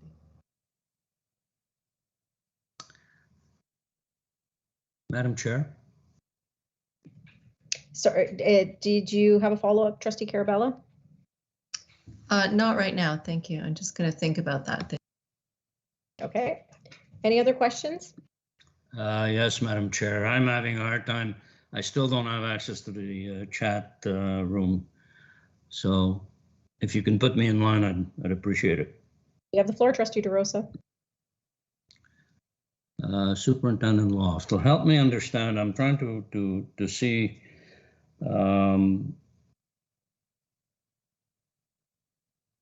the regulation for allowing for the application of surpluses to the EDC charges was instituted in 2018. Are we going, and the policy that I have in the front of me, 4-07, was reviewed March the 5th, 2019. How do we reconcile those dates? There's a disconnect, and there seems to be a disconnect between the time that the regulation was reviewed versus the policy that when we adopted the policy. My other question is, and this Can I answer the first question first, Trustee DeRosa? Yeah. Okay. The last time it was revised was in March 5th, 2019, which is correct. This did not, the regulation was not amended officially until March 29, 2019. Okay. Follow-up question, Trustee DeRosa? So the other question is just a notional question. So we, the government so the regulation was amended to the point where we don't have to take surpluses and apply them to EDC charge. Sorry. Let me rephrase that. Any surpluses don't have to be applied to the deficits. Is that right? Or to the EDC charges? Is that the question, Trustee DeRosa? Any deficit? It actually was only non-classroom surpluses to go against the EDC. No. So when I'm looking at the actual policy, it seems to me that most of these items are good practice items that one would want to leave in place. So, is that a comment or a question? Thank you, Superintendent. It's a question. I'm going by the recommendation of our legal team, and they have recommended us. But again, we're bringing it before the Board of Trustees to have the ultimate say in if we rescind this policy or not. Okay. Thank you, Superintendent Lofts. Trustee O'Brien, do you have the floor? Thank you, through Madam Chair, to Superintendent Lofts. Superintendent Lofts, I understand the whole legal part of this, and I get that. I'm just wondering about you yourself. Like some of the phrases here, like it says that it's things like acquisition strategies, forward buying options, purchases, lease buybacks, site exchanges, and joint venture partnerships. Do you believe in some of those things yourself? I don't know if my beliefs are pertinent to the actual document. We do that anyways, Trustee O'Brien. We look at other sites, any possibilities we have. As you can imagine, we build new schools. If we have a shortfall, as we know in the north, especially in our Milton area and our North Oakville area, we have a substantial need for more classroom space. And as a result, we need to purchase land. There really isn't any leasing opportunities in the Milton area, especially. We can kind of see that by the fact that we're actually utilizing Pearson right now until we can get a site built for our for our Milton schools. So we definitely already do that as part of our planning and development and what we bring towards the board. So I don't know if that answers your question or. I want to follow up. You didn't mention joint venture partnerships, and I know the public board does those. Are you open to that? Like I know there are some facilities that they do share, like for example in Burlington they have 3 swimming pools they share, which I think is a great thing in the public board. Does your team ever look at those kind of joint venture partnerships? And I'm not saying we should not rescind this. I just wonder if that's still kind of something we talk about. Well, as we all know, we actually do have joint partnerships. The Dome in Milton is one example. Exactly. So we do that, and we do look at that. We do try to, if we partner, we have partnered historically with one of the municipalities. So case in point is the Milton school. We have partnered with the town of Milton to have the Dome, which has been very successful for us. Some of the pools that you mentioned those are very, very old legacy project with the city, and I'm thinking of sure. I was going to call it Bateman and Andrew Coughlin and those kind of pools, and even Aldershot. Just talking about the Burlington pools, for example, right now, which are attached to a school. Now I do know that there was the project up at Hayden where they had a community center as well in there. But don't forget, when we do all our schools, we also build a lot of times we have the daycare facility is attached to it. So there is that joint venture, I guess, or collaboration with other municipal government, not just municipal, but other government. So we have looked at that. I guess long-winded response to your question, yes, we have, and we definitely are open to that. Yeah, I guess that's my main concern. Like, I can see the legal aspect. We don't want to lock ourselves into it, but it's still on the table. I'm hearing you say that, correct? It's where we brought it to the board today. That is correct. I mean, the whole idea of joint ventures. Oh, for sure. Yeah, sorry. That part is yes. If it's available to us, we'll definitely look into that. That's for sure. And we have historically, I guess the last high school we did build did have that. So. Thank you, Superintendent Lofts. You have answered my question. Okay. Is there any further questions? Superintendent Lofts, we'll take this to a recorded vote. Trustee Agnew? In favor? Trustee DeRosa? I'm opposed. Trustee Dewar?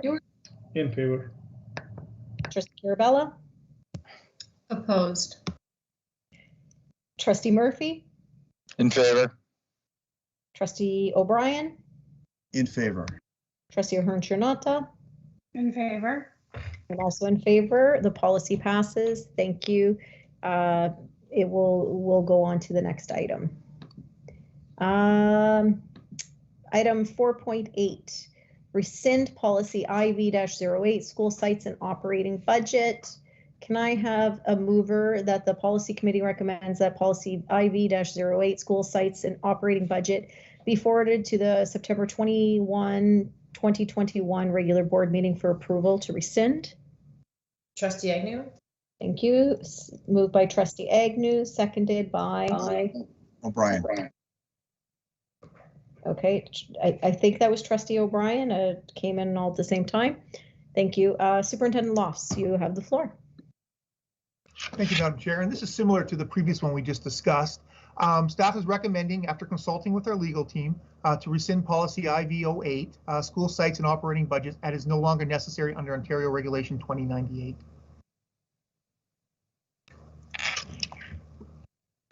Thank you, Superintendent Lofts. Do we have any questions? Seeing none, we'll move to a vote. Trustee Agnew? In favor. Trustee DeRosa? Opposed. Trustee Dewar? In favor. Trustee Carabella?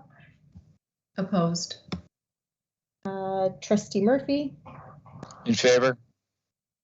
Trustee O'Brien? In favor. Trustee Ahern-Chernata? In favor. I'm also in favor. The policy passes. Thank you.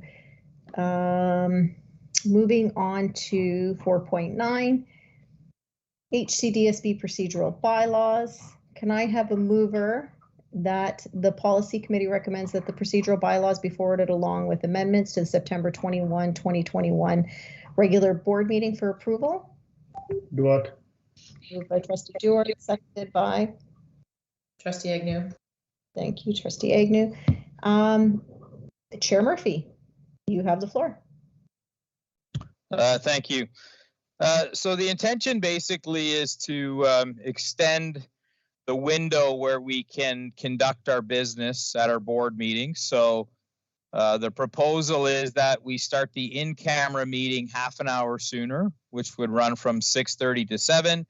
And then the regular board meeting would run from 7 to 11. To extend past to 11:30, 2/3. The same rules would apply: 2/3 vote, and then unanimous after 11:30. So the intention is to be able to get more of our board business done and to have less special meetings, which are disruptive to everybody. So this is the wish. We're obviously the in-camera, I don't know if it's as critical, starting that half hour early and maybe too disruptive to people coming home from work. But I think it's critical that we extend the board meeting time. So that's what the proposal is. And to do that, we would have to amend our bylaws, specifically 4.1.8 adjournment and 4.3.1 time. So those that's the intent, and that's the proposal. Thank you, Chair Murphy. Do we have any questions?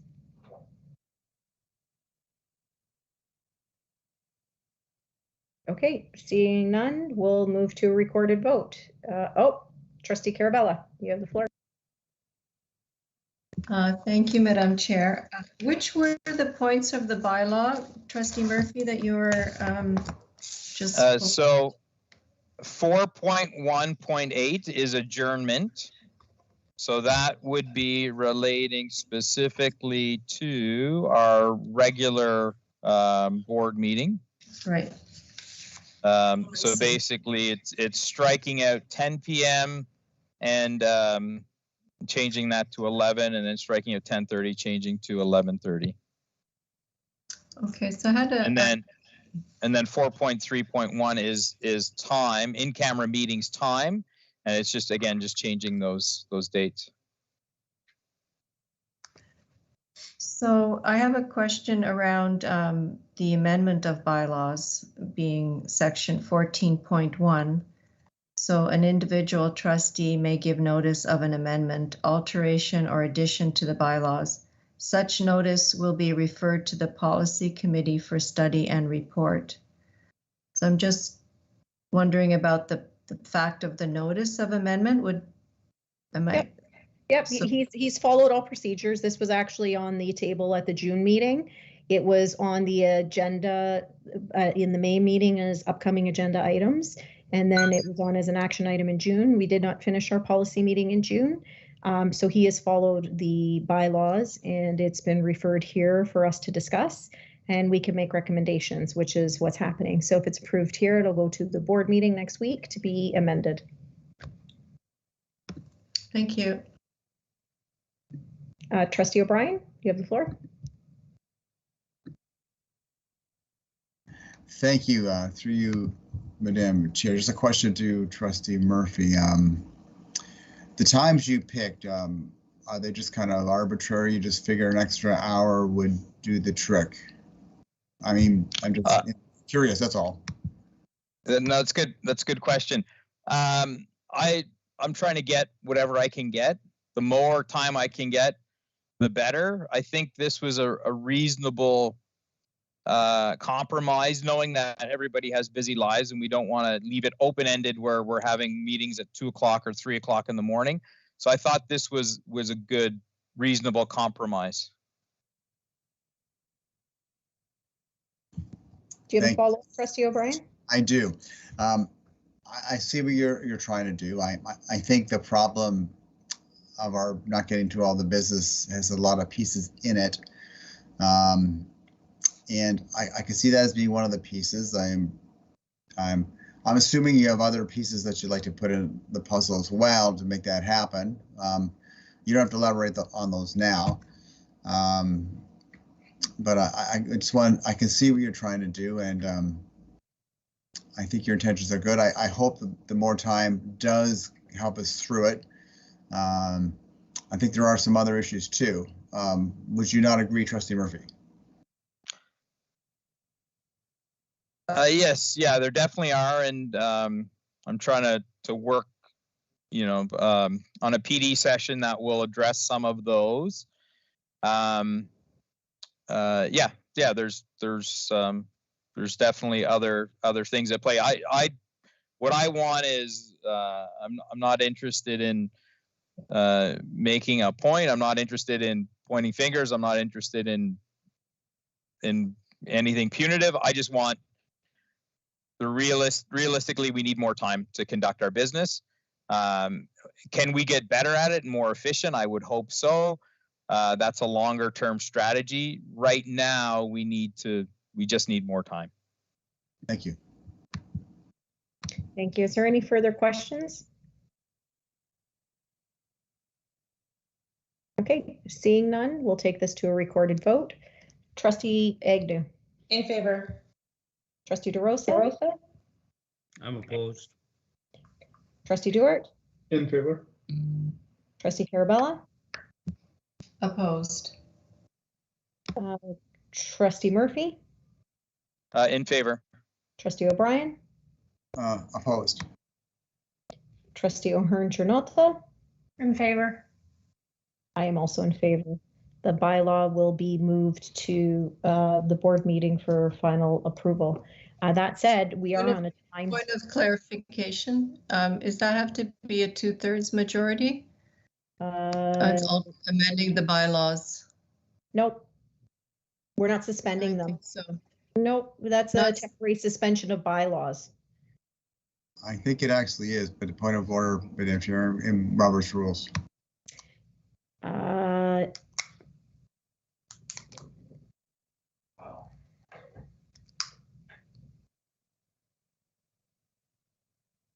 Can you point me to that? Because I'm looking in our bylaws and it does not say that it requires 2/3.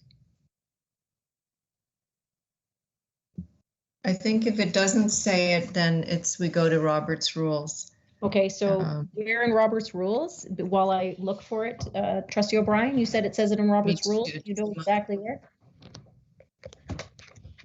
I'm sorry? Trustee Carabella, you have it?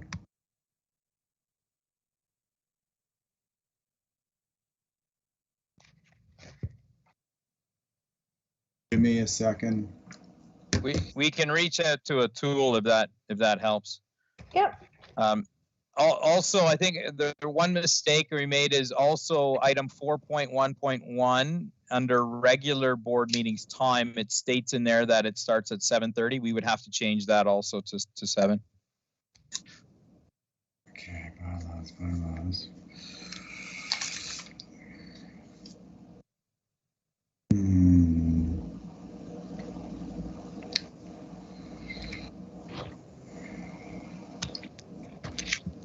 Madam Chair, I think I found it here. Amendment of bylaws, chapter 57, page 592. Madam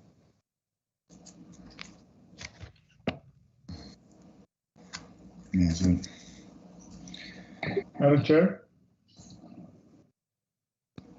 Yes, Trustee Dewart. So we have governance policy. Our governance policy number 1I.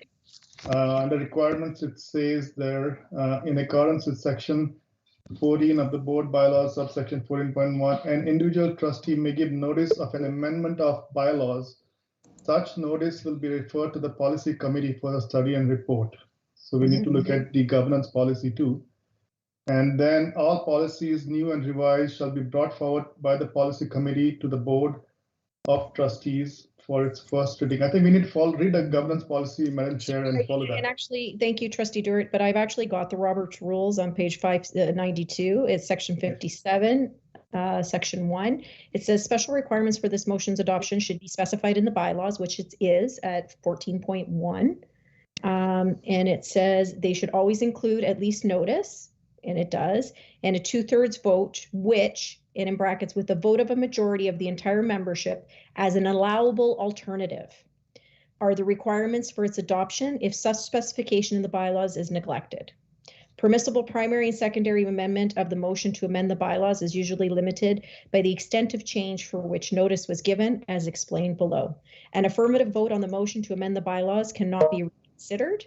The rule that when a main motion is adopted, no other conflicting main motion is thereafter in order is not applicable to the motion to amend the bylaws, since several notices of proposals representing different approaches to the same problem may have been given, and all such bylaw amendments are entitled to be considered.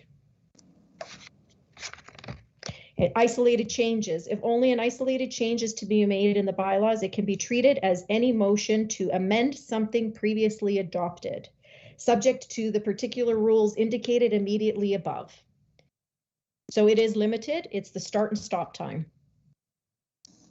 So it's viewed as an isolated change, and it's amending something previously adopted. Wonderful. Can we get a parliamentary opinion on that? Thank you. I've made a ruling. So if you want to appeal the decision, that's relevant to the board meeting. It's not relevant to this committee moving it to the board meeting. That's correct? Is that correct, Madam Chair? That's what I would say. Well, I would appeal that ruling. You can, but this is a recommendation to the board. So you can appeal it. I overrule it. So appeal. So I'll take it to a vote. Trustee Agnew, are you in favor of the appeal? I'm against the appeal. Yep. Trustee DeRosa? What am I? I'm for the appeal. Okay, thank you. Trustee Dewart? Opposed. Trustee Carabella? I'm actually opposed. Okay. Trustee Murphy? Opposed. Trustee O'Brien? In favor of the appeal. Trustee O'Hearn-Chernotta? Opposed. I'm also opposed. Okay, so this will be brought to the board meeting for consideration. Moving on to item 5, discussion items. There are none. Number 6, information items. We have 6 point. Did I extend the meeting? Because I believe that's what I was about to do. No. Okay, thank you. We got tied up in this. So I need to have a motion to extend the meeting. Trustee Agnew. Thank you, Trustee Agnew, seconded by Trustee Dewart. Anybody opposed? Okay, thank you. Moving on to item 6.1, administrative procedure VI-04 complaints resolution process, workplace discrimination, harassment, violence. Are there any questions?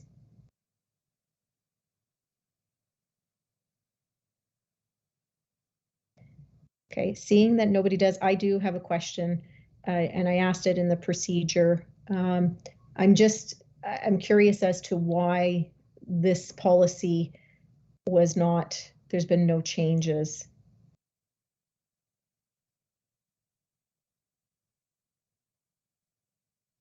Considering that, would there felt that there was no need for any changes to this? It's working well. Are you referring to the procedure, Chair? We're on VI-04, the complaints resolution process, workplace discrimination, harassment, and violence. Yes, we felt that the current procedure is one that's fairly well laid out. And we're also cognizant of the fact that I'm assuming that both the procedure and the policy will be reviewed in the equity audit, and we might have some further work to do after that. Okay, thank you. Seeing no other questions. 6.2, this is the 2021-2022 policy committee work plan for everybody's review. And 6.3 is the policy working group, a list of the working group for this year, for the 2021-2022 school year. We've got item 6.4, our upcoming agenda items and information items. Item 7, miscellaneous information, there is none. Item 8, we have no in-camera information. Item 9, can I have a motion to excuse Trustee Ian Tomasi? Carabella. Moved by Trustee Carabella, seconded by Trustee DeRosa. Trustee DeRosa. Anyone opposed? I'm opposed. Trustee Agnew opposed, thank you. And item 10, can I have a motion to adjourn? I'll move. Moved by DeRosa. By O'Brien. Seconded by Trustee O'Brien, thank you. Anybody opposed? And Trustee DeRosa, could you please lead us in closing prayer? Yes, Madam Chair. I'll keep it simple with an Our Father. Please join me in the sign of our faith. In the name of the Father, the Son, the Spirit. Our Father, who art in heaven, hallowed be thy name. The kingdom come, thy will be done, on earth as it is in heaven. Give us this day our daily bread, and forgive us our trespasses, as we forgive those who trespass against us. And lead us not into temptation, but deliver us from evil. Amen. Good night, everyone. Thank you, everyone. That concludes our meeting. Good night. Thank you. Good night. Thank you. Good night.